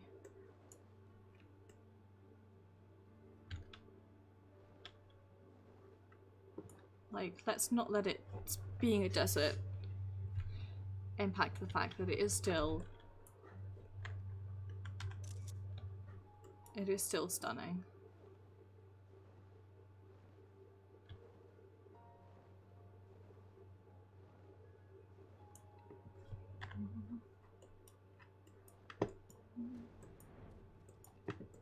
How'd it go, kiddos? Pixies were constantly confusing me with Alice. In jest, I assume. I mean, it's not as if we look that much alike. We don't look that much alike, do we? That better be the only thing we need from Pixies. If I have to endure one more prank, so help me gods. Twins have returned, and in one piece at that. I was convinced the Pixies would turn at least one of them into a garden ornament, but no. You have the clay, I take it. Pristine clay. Wonderful. We need but combine the clay and the water, then heat the mixture with a fey lantern. After that, it will be a simple matter of settling upon a suitable form and performing the necessary incantation. Luke, I have a question. In the event that we had need of the spell and you weren't around, would it be possible for another to perform the incantation?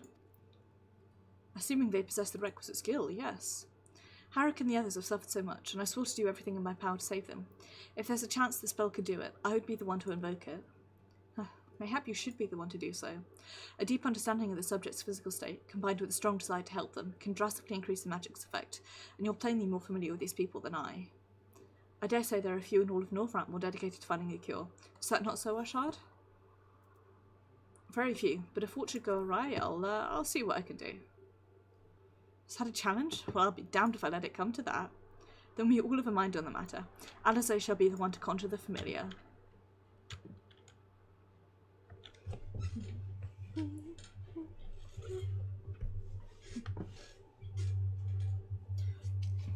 You know that thing that people who have nose piercings do, where they like pick at it and then you think they're about to start picking at their nose, but they're actually just picking at the piercing? Every so often I do that. I'm just fucking with my lip piercing. But it always makes me feel like I'm about to start sucking my thumb. But actually, just because I'm doing this and fiddling with it. Oh, the joys of piercings. I do the same thing with my cartilage piercings. Very good. Now, I would have you sculpt for me a porksy.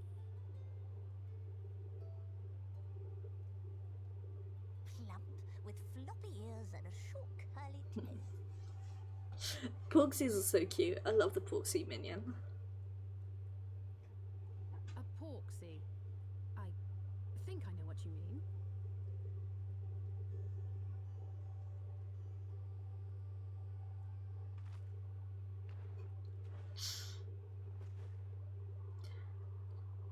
Do your best, Alice. There we are. How's that?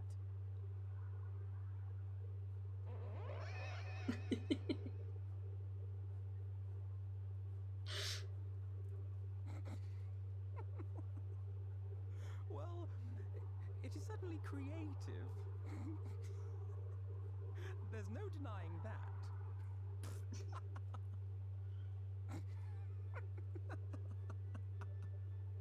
Yes, I'm no artist. Very funny. Pay him no mind, child. Though it may look like a grotesque parody of reality, it is what the invoker believes that matters.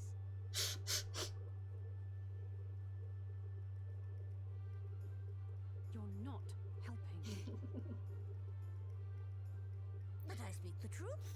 If successful, this incantation will turn imagination into reality. Thing Which is, is why the only thing of import is what you believe this figure embodies. You must focus. Hold the Porksy's image steady in your mind's eye. if you'd asked me to sculpt a Porksy, I could not do it either. Now then, as I taught you, relax and allow your energies to flow.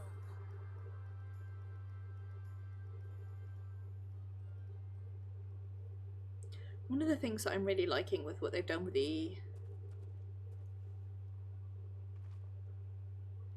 done in Shadowbringers is Flesh of clay, I bid thee rise.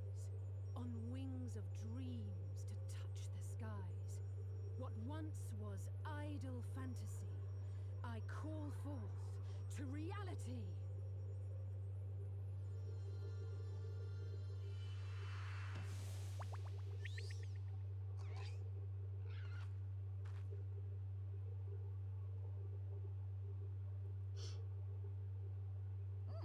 Not bad for a first attempt.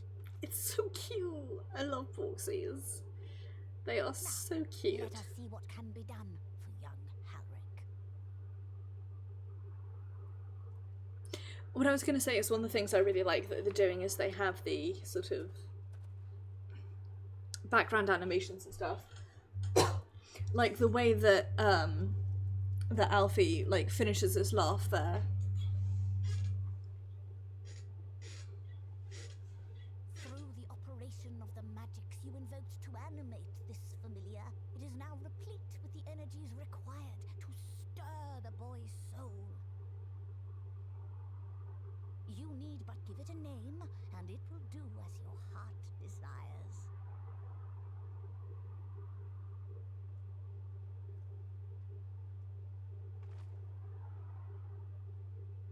A name.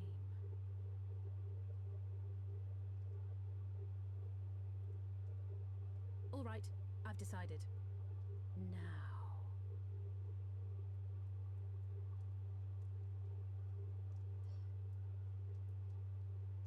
Go, Angelo!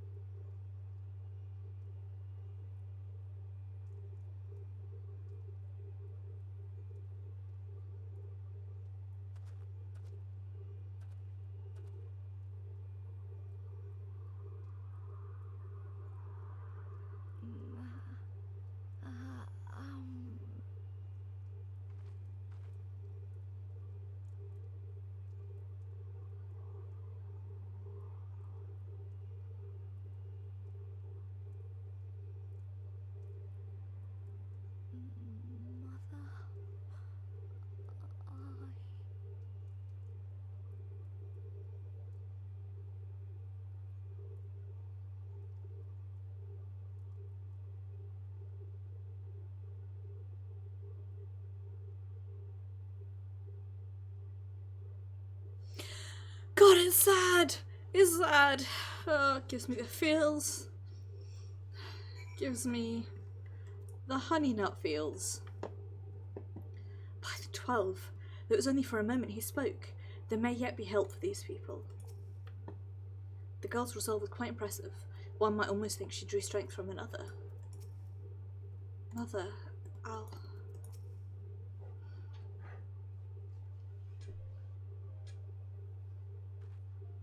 How is he, Beck-Luke? Did it work? I believe it did. You and your fledgling familiar have done well. If my eyes do not deceive, a hint of colour has returned to her soul. Gods, I would jump for joy if I wasn't so exhausted. We're so close now, Halric. And you are even now in the process of discovering this magic that marks the Invoker. What you may not have realised is the same is also true of the subject. As such, we must proceed with caution. However, with further treatment, I have the utmost confidence the boy will make a full recovery. Observing the reanimation of a stagnant soul has been most enlightening. I will need time to put my theories to the proof, but I believe I can fashion a spell to produce the opposite effect. That is, to induce stagnation, thus enabling our safe transport back to the source via Orosite. A thought occurred to me about this treatment. Beck-Luke said when a soul is rendered dormant, the mind is separated from the body, that a person becomes incapable of interacting with the world around them. Does it not sound a lot like some of the tempered back in the source? Not really. It is the fate of most tempered to become slaves to primals, save in a handful of cases, or am I missing something? If I can master this technique, the art of revitalizing the soul, I know of at least one in the source who could desperately use such treatment. Kaboo. Exactly. His condition is uncannily similar to Halric's, is it not? The only difference being his soul was fused with earth aspect ether instead of light. Follows that if his soul is subject to similar kind of stagnation, there may be a chance we can save him, right? Forgive me, but who is this Gabu fellow of whom we speak? Oh, he's a kid, like a baby that was saved home. Conditions sound similar. There is much more about the soul that remains unknown even to me. I say this not to discourage you, you understand, but to remind you that this is delicate work we do here. Work requiring patience. Of course. And as long as there is hope for the patients here, I will devote whatever time is needed to see this through. But I refuse to spend that time in idleness. If it's all the same to you, I'd like to stay here with Angelo and continue the treatment. Two of you should return to the Crystarium with Beck Luke and see if you can't make some headway with the newly posited theories. I'll tell you to rest first, but I see you're not to be convinced. Ah, the fire of youth. Let us return to the Crystarium then. Finally, I found you. Hey, up. Kaisha, what are you doing all the way out here? It's trouble back in Humor. Lady Chai's beside herself, sighing, pacing, the whole lot. Near enough begged me to go and find you. Sighing and pacing, you say? Must be urgent. I take it I'll be returning to the Crystarium alone. Go on then. It's not as if I have anything for you to do. Thank you, Beck Luke.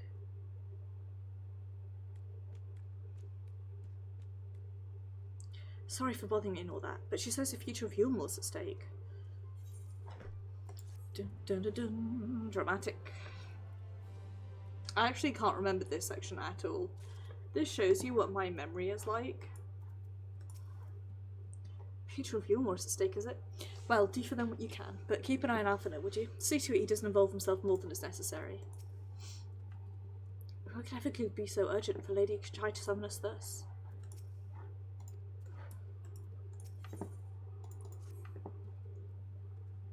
Lady Chai's up in the parlour. Best not keep her waiting, eh?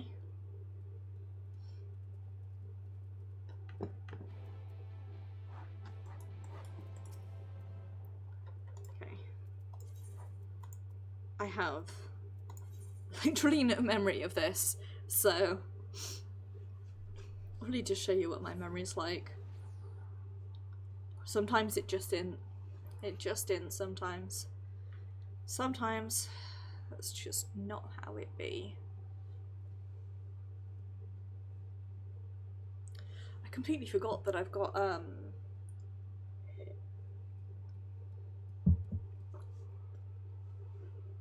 the relic weapon to unlock as well.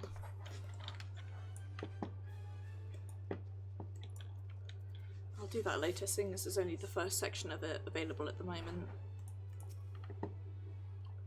So the folks at the Crystarium told me you'd be down at Jenny's Head. Lucky for me you still were, running around after people's tiring work. Well, naught here seems out of the ordinary, though I do not see Lady Chai anywhere. Probably pacing around outside again, staring off into the distance and all that sighing. Strange. Let's see if we can find her and discover the source of her distress. I need to, like, write myself out a list of the shit that I need to do on our shard. I have, let me show you my notebook. These are my, you can't see them properly, but these are my, my Destiny pages in this notebook. Top of this is a hint for Dishonored stuff that I'd forgotten about. I was like, wrote out like a list for myself of what I need to do in Destiny. My little to-do list.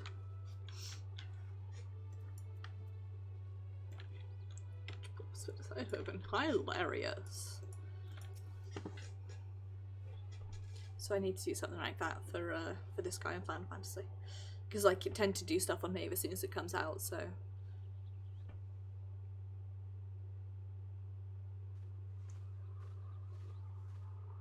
Oh, thank heavens you're here. Lady Chai, whatever is the matter? I knew not where else to turn. Oh, this is all too much for my poor heart to bear alone. Alone? What of Master Chai? That is the very reason I summoned you. He's gone. What? What happened?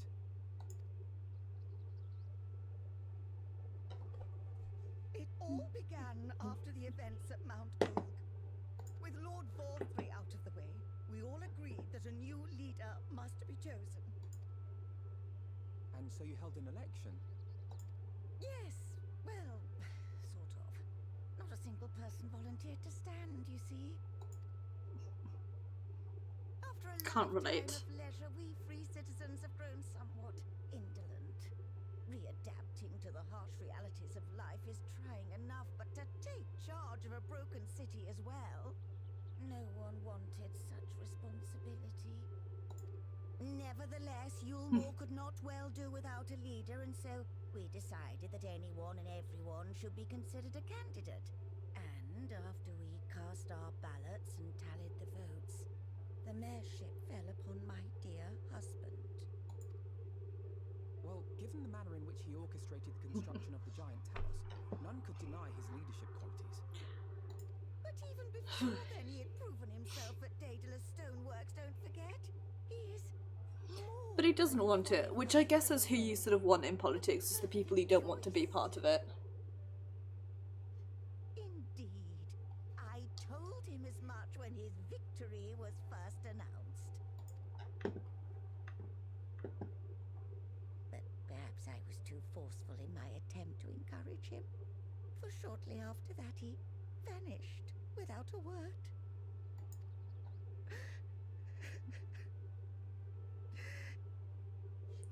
I can relate. I hate being given responsibility in that manner. You believe he was so daunted by the burden of leadership that he felt compelled to flee? Please, Lady Chai, dry your eyes. Your husband does not strike me as the sort of man who would abandon his duty, much less his beloved wife. There has to be some other reason for his absence. You truly think so?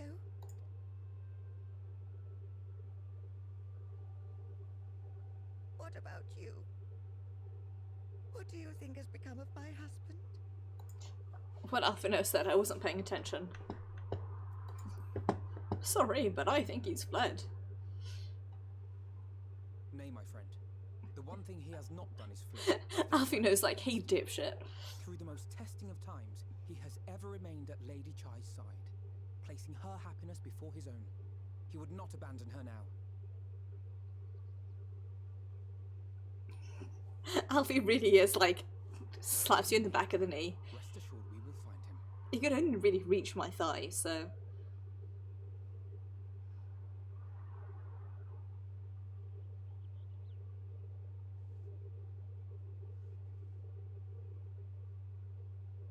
Thank you, my dear boy. You have set my mind at ease. I will trust in my husband and await his return.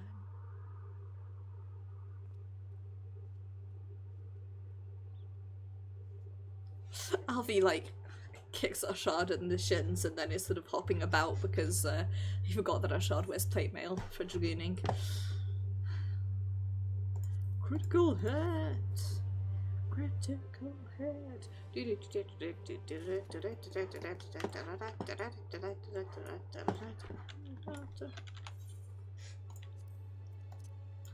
I've got to sort my inventory out.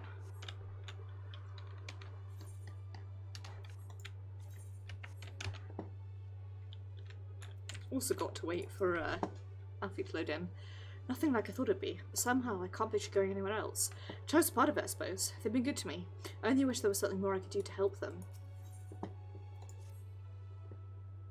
Makes no sense for Master Chai to have left without a word, but even if he had, he would not have done so unobserved. Someone here would have seen something, I'm sure of it. We should split up and inquire as to whether anyone saw him leave, or, failing that, if they have any idea where he might have gone, I'll meet with the Glory Gate to compare notes later on.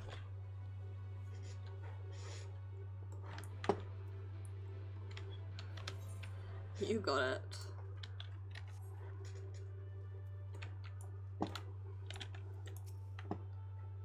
Master Chai? I spoke to them recently, though I recall he was in a rather dour mood, concerned about Yulmore's neglect of industry, see. With Lord Vorthr's apparently inexhaustible stores of meal, and no great need for money, it's little wonder our businesses were all but forgotten under his rule. But I am assured Master Chai that the Boutique of Splendors will do all it can to contribute to the revival of trade here in Yulmore, which seemed to satisfy him. He took his leave soon after. I guess that's also a good explanation for why Yulmore is where all of the endgame stuff is, because they really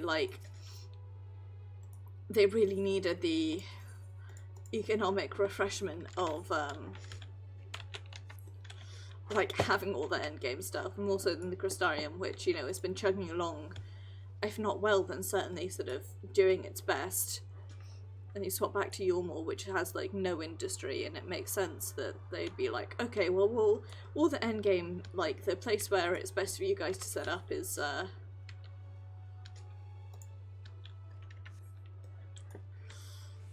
here.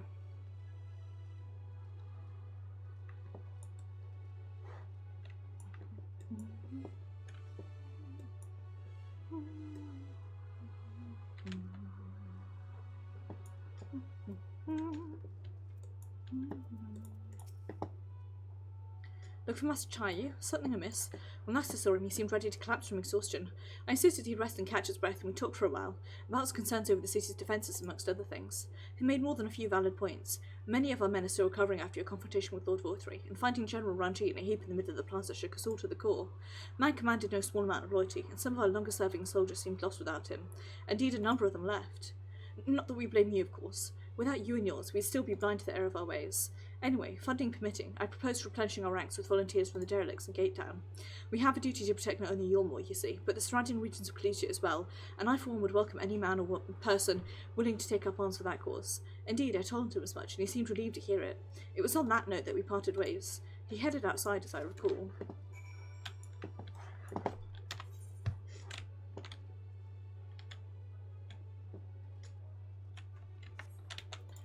Head out this way.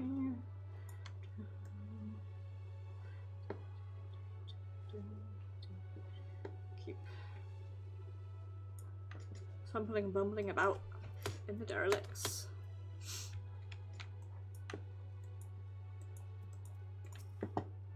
We're a cooler man fit in that description. Asked to speak with the poor buggers lately come from right. Said he wanted to know the state of things down in the derelicts, and you can be sure we gave him an earful. Lack of food, medicine, clothing, there was plenty to tell.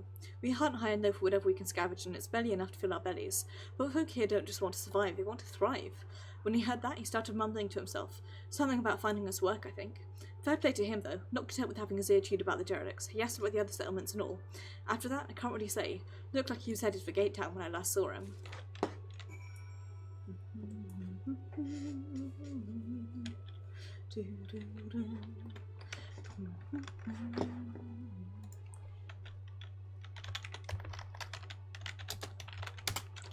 Sorry, I'm gonna have a bit of lag while I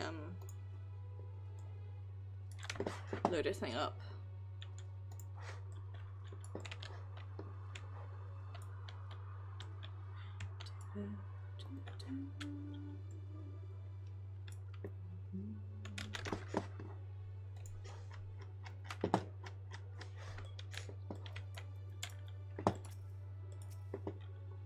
Any luck? Got nowhere myself, but it sounds like Alphino might have.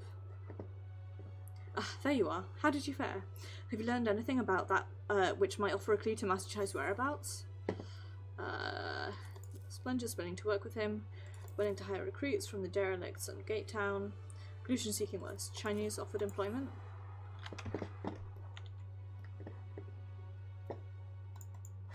Interesting. He apparently paid a visit to the Queen Bee as well. Open up the right window, shall I? There we go.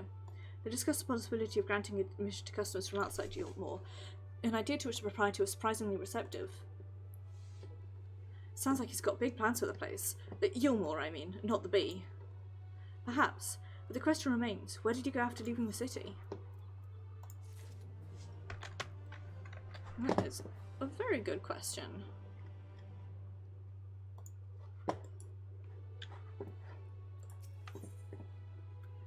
Further, Alphino carefully considers where to look next. All we know for certain is that Master Chai has shown great concerns not only for Yulmore but its surrounding settlements. Seems logical then that having consulted those within city walls, he would wish to do the same to those without. Arshad, if you will go make inquiries and write, I shall do likewise in Steeltide. Gate Town I leave to you, Kaishir. Fair enough. Where shall we meet when we've finished? Well, Top Rung would seem to me be his next most likely destination. Let us reconvene there. With any luck, one of us will have stumbled upon him by then, but if not, we will be well situated to continue our search. Sounds like a plan. Let's get out of here.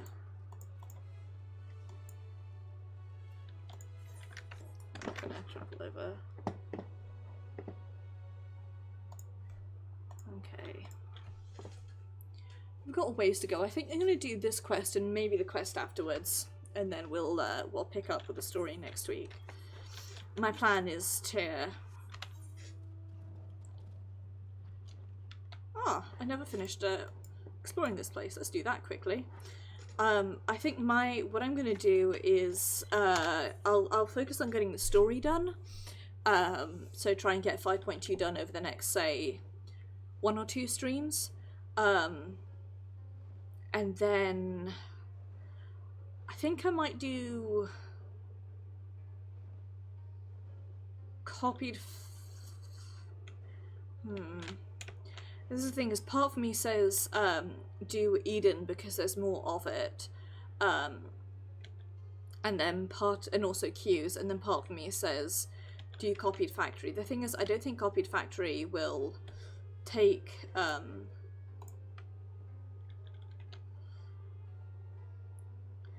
doubt it will take an entire stream, although the Q for it is a DPS might.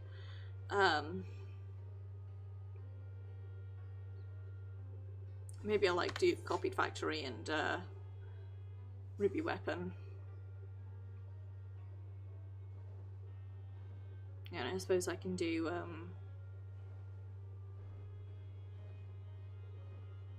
nice, some stuff I've sold. Sold. That makes sense. So if I'd say in the next 2-ish streams I finish the story, then I've got Eden, I've got copied factory and ruby weapon, and then I've got relic and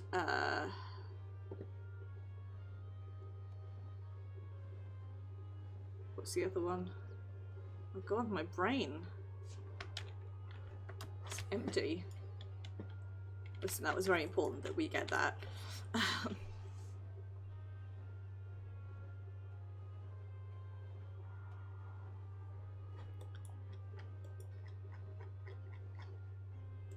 That's all we've got, right? Relic weapon, alliance raid, full party raid, and the trial series. Nothing else is there? I'll have to look it up. No, the name doesn't ring any bells, but there was a rather dapper-looking Mistle gentleman here not long ago. He wanted to talk about relations between Wright and Yulmore, or rather the lack of them. We lost a great many people to the promises of meal and the chance of the lavish life amongst the free, and Valkyrie thought to take even more from us, conscripting the few able-bodied men we had left to guard his paradise. I needn't tell you what happened when the Sin Eaters came. Such things are hard to forgive. But Valkyrie's gone now, and we're curious to see what will become of Yulmore in his absence. That's what I told your friend Chinese, wasn't it? And I'm sure the others said the same. Not what he wanted to hear, I suppose, because he left soon after, and that was that.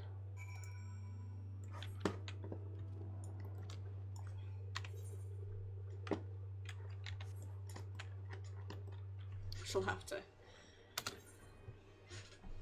I doubt. I suppose I could do Eden, Ruby, Relic copied.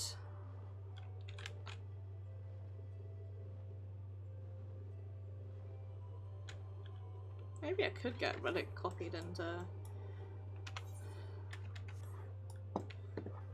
Ruby in one go. We'll see. We'll see. Turns out Master Chai was over in Gate Town too. He spoke to a few of the residents apparently. They told me they'd never seen a washed bloke look so miserable. So he paid a visit to both Wright and Gate Town as well, did he? I see. Kai Shir and I gleaned much the same. He seems determined to salvage what goodwill might yet remain amongst the settlements of Calusia. The only place he has left to go being Amity. Come, if we're quick, we may yet catch up with him.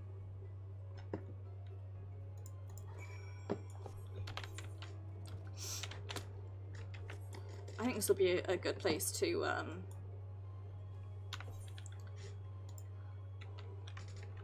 end the story once we finish this off.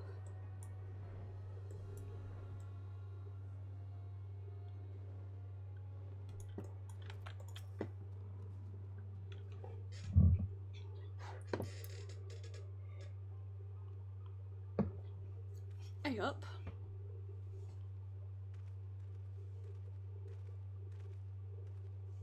Shard, Alphino, Kaishir, what are you doing here? I might ask you the same, Master Chai. We've been looking all over for you. Looking for me? Whatever for? Lady Chai has been nigh inconsolable in your absence. She claims you disappeared without so much as a word and bade us return you to her side. What in the blazes are you talking about? I left a letter for her in our chambers. Though I suppose she could have overlooked it. And when she gets an idea into her head, I can only apologise. No harm done, Master Chai. But since we're here, might I ask what compelled you to come all this way?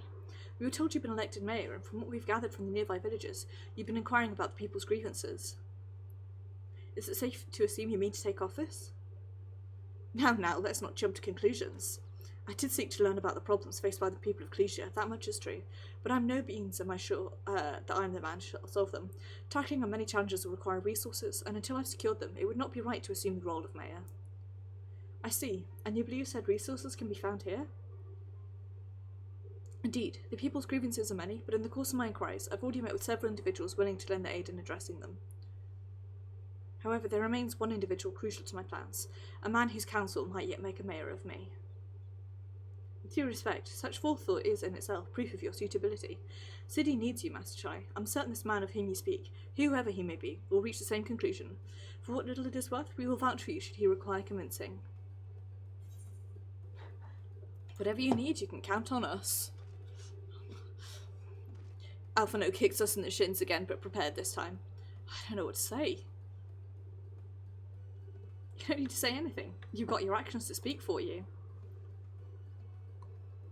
For as long as I can remember, all I ever wanted was to make it into Yulmore, but that stream's gone now, burst like a bubble, or a boil more like. Anyway, outside of repaying Master Alphino, I haven't a clue what to do with myself. Spending most days in a daze, but you've been running up and down trying to find a way to fix this mess for everyone. And I reckon you can do it. You got this slot up Mount Glug, didn't you? How hard could mayoring be? You're going to steer Yulmore to a better future? I know it. And I want to help, properly help. Do something that makes a difference. I don't know what it is yet, but I'll work it out on the way. If you let me come with you, that is. You give me entirely too much credit, the lot of you, but I can't deny it gives me heart. Come then, let us press on together. I've fucked up my voices once more, but thank you, Master Chai. But we mustn't get ahead of ourselves. Yulmore needs more than a man with good intentions, which is why I'm here, to find one with the experience needed to see the city thrive. Who is this man exactly, and are you certain he's here in Amity? Renton is his name, yes he is, or was. I'd scarcely begun to explain myself when he decided his time was better spent elsewhere. He served as chief advisor to Valthry's father when he was in office. If Ranjit was the mayor's right hand, one might say Renton was the left, and between them they kept Yulmore on the road to prosperity. City needs more than a mere man of business, which is why I must find him. But even if you do, what makes you think he'll listen? Before giving chase, might it not be wise to speak with those who know him here in Amity? They may be able to shed some light on his reason for rejecting your overtures out of hand. Yes, I suppose that makes sense. Perhaps we should start with Tristol. As I recall, you made rather a favourable impression on him. I'm certain he would be willing to talk to us.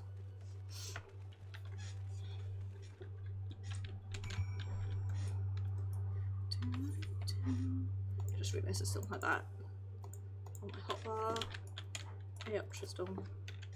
According to Master Chai, this Renton follow-up occupied a position of considerable influence in Yulmore leadership, which begs the question, why did he choose to leave? It was me. I realised it was me who suggested speaking with Tristol, but who's to say we'd be any more receptive than Renton? Why should any of them give me the time of day? Bah, that's no way to think. Ignore me. Reckon Yulmore could learn a thing or two from Amity about standing on its own 2 feet. Then again, so could I. Greetings, friends, and to you too, Master Chai. I presume you're here to ask about Renton? I couldn't help overhearing your earlier exchange. Well, with Valthry gone, Yulmore wants a leader. Should no one rise to the challenge, the city could very well collapse. I came here seeking Rendell's counsel in the hope that we could build a better Yulmore together, and that is still my wish. But given how abominably you were mistreated there, I'll quite understand if you choose not to help.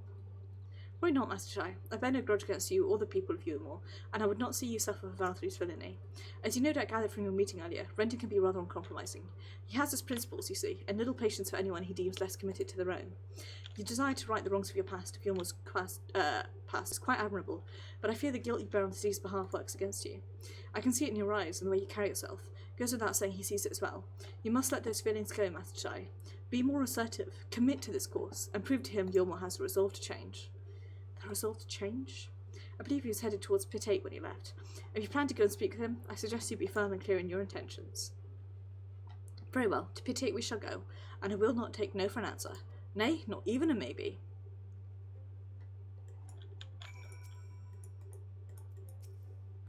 Despite previous artistic differences, I do believe Master Tai means what he says, but until he starts believing it, I fear it won't amount to an awful lot. As one would do when summoning a train at a request stop, make your intent clear. That is a reference that I think will, did I say rest stop when I meant request stop? Sure did. That make your intent clear, I think, is, if you watch a particular YouTube show called, All the Stations, you'll get that. Do that. Make your intent clear. Wave at the driver. Well, it's you again. Sure shit is. Well, I see you've invited your friends. Need them to fight your battles for you, do you?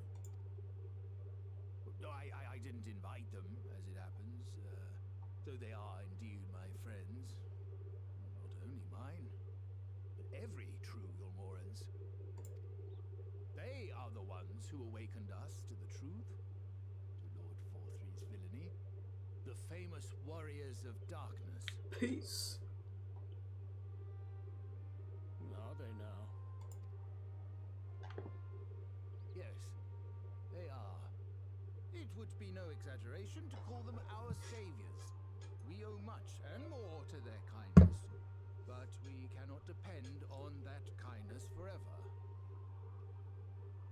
To do so would be a little different from entrusting our affairs to Lord Forthry. Nay, we must learn to stand on our own 2 feet. And I would have them present to witness my attempt. Hear, hear, Master Chai. Your sentiments are admirable. Yet admirable sentiments do not a nation make. Fair. In my capacity as advisor, I once strove to build a better Yulmore. Gave honest counsel to my superiors, drafted laws for the benefit of one and all. But in time, my values fell out of favor. There was no need for them in this paradise Forthry was creating. And so I left my homeland behind. And what we want to do now is fix that. But you, Chai News, you were content to wallow in indolence under Forthry's auspices. And so I cannot help but ask myself what manner of nation you intend to build. Ouch. Better one hopes.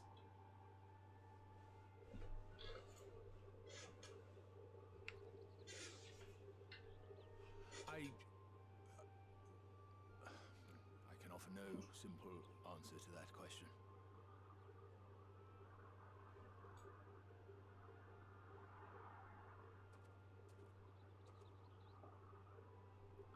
Final Fantasy XIV. We always get dragged into other people's politics unwillingly. But this much I will say. It is my hope that Yulmore can become a nation which her citizens might freely choose to build together.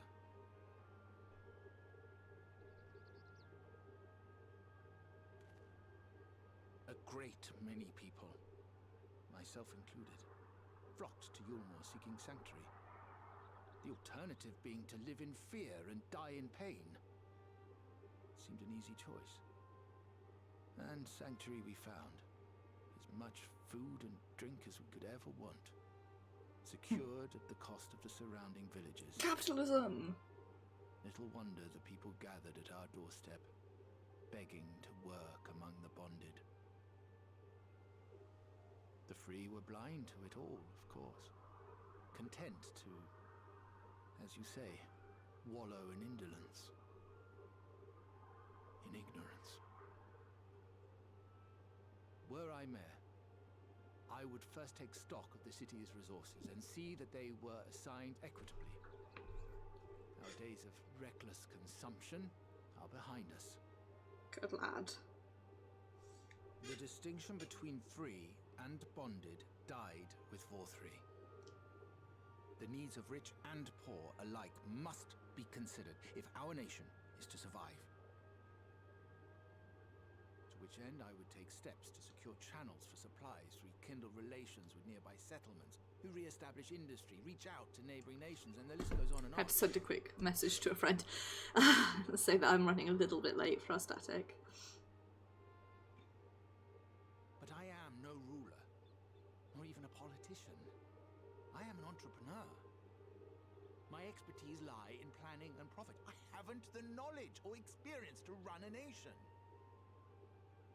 I'm glad that he realises that about himself.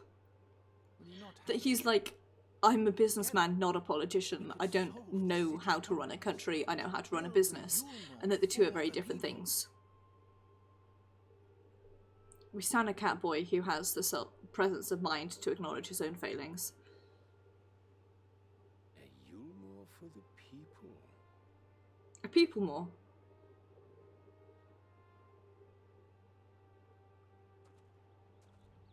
I'd rather like the sound of that.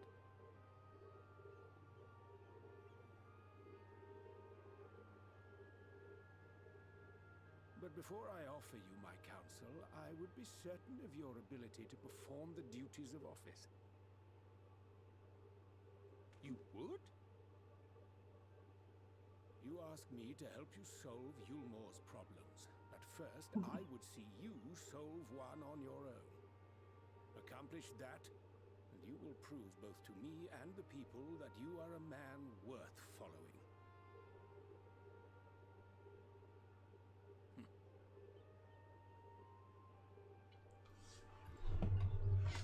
Very fair. Very, very fair. Imagine it, a Yulmore that even a bloke like me could help to build. It remains to be seen if his words will translate into deeds, but I shall endeavour to keep an open mind. People cannot be brought together on the strength of high ideals alone. This I know from painful experience. Rendon was right to demand proof of Master Chai's commitment.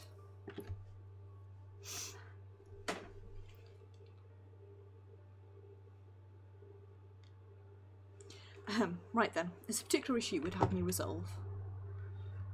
You seem to have conducted an assessment of the problems Yulmore now faces. I assume you'll agree, therefore, that the matter of dwindling food stores is the most pressing. Yes, meal being neither a desirable nor less sustainable option, I assume alternative foodstuffs are now required to fill the void. And a man who hungers does not like to contribute much to society, save violence perhaps. So tell me, how do you propose to solve this problem? Give me a satisfactory answer, and I'll consider offering you my counsel.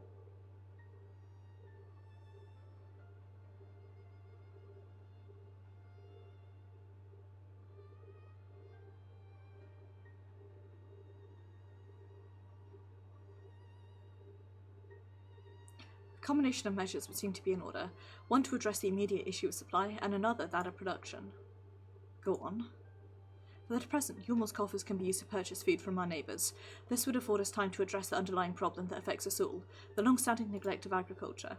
The villages that once served as sources of trade for foodstuffs must be repopulated, their means of production restored. Whoops, I skipped over a bit about rekindling economy there, but began as a rather abstract plan I drafted some time ago, after speaking with the peoples of Yulmore and the nearby settlements. You've impressed me, Chinese. I have? Well, that is a relief. You haven't secured my support just yet, only my attention. Grand plans will not be enough to persuade the masses. If you would ask them to rebuild, you must provide them the means to do so. A fair point, Renton, and one to which I've given much thought. I propose the use of Talos to aid in the establishment and maintenance of these settlements. Their employment should drastically improve efficiency and ultimately increase production. Talos? But Daedalus Stoneworks closed their doors years ago. Without ready supply of the necessary equipment, the people would starve before your plans could be put into effect. Well, as the heir to Daedalus Stoneworks, it just so happens that Talos are my field of expertise. And with a little help, I'm quite certain we can acquire what we need in no time at all. Arshart's like, what? Why do I have to help you? I don't want to be... Once again, asked to help with someone else's politics. That's the Arshart seal of approval. The bit of dialogue that I accidentally skipped over was okay. As soon as we can rekindle relationships, guarantee security and stability, and find people willing to leave the city and take up the method of rebuilding. That's the bit that I accidentally skipped. But folks, we are going to leave it there for now because it is static time for me. So I am going to say thank you very much for watching. I very much appreciate it, and I do hope that you enjoyed. I will be streaming, possibly be streaming tomorrow. It'll either be Destiny or Assassin's Creed. It'll probably be Destiny because that's what I'm playing a lot of, but I do also need to finish off this DLC for Syndicate, so maybe a stream tomorrow. We'll see how I feel tomorrow evening. On Thursday, however, we will be streaming Higurashi When They Cry Mayakashi, where we will be skipping forward to the future and taking a look at the events of Watanagashi from a different perspective. Saturday will be Sonid, Death of the Outsider, where we will be planning or carrying out a bank heist. And that'll be fun. Looks around shiftily. Then on Sunday it will be actually for real Destiny 2, where we are going to be doing lots and lots of activities. There's a new bunch of story stuff has just come out for Season of Arrivals, so we're going to be picking that up and working on that. And then next Tuesday we'll be continuing the story, the 5.x storyline of Final Fantasy XIV. So take care everybody, have a wonderful evening.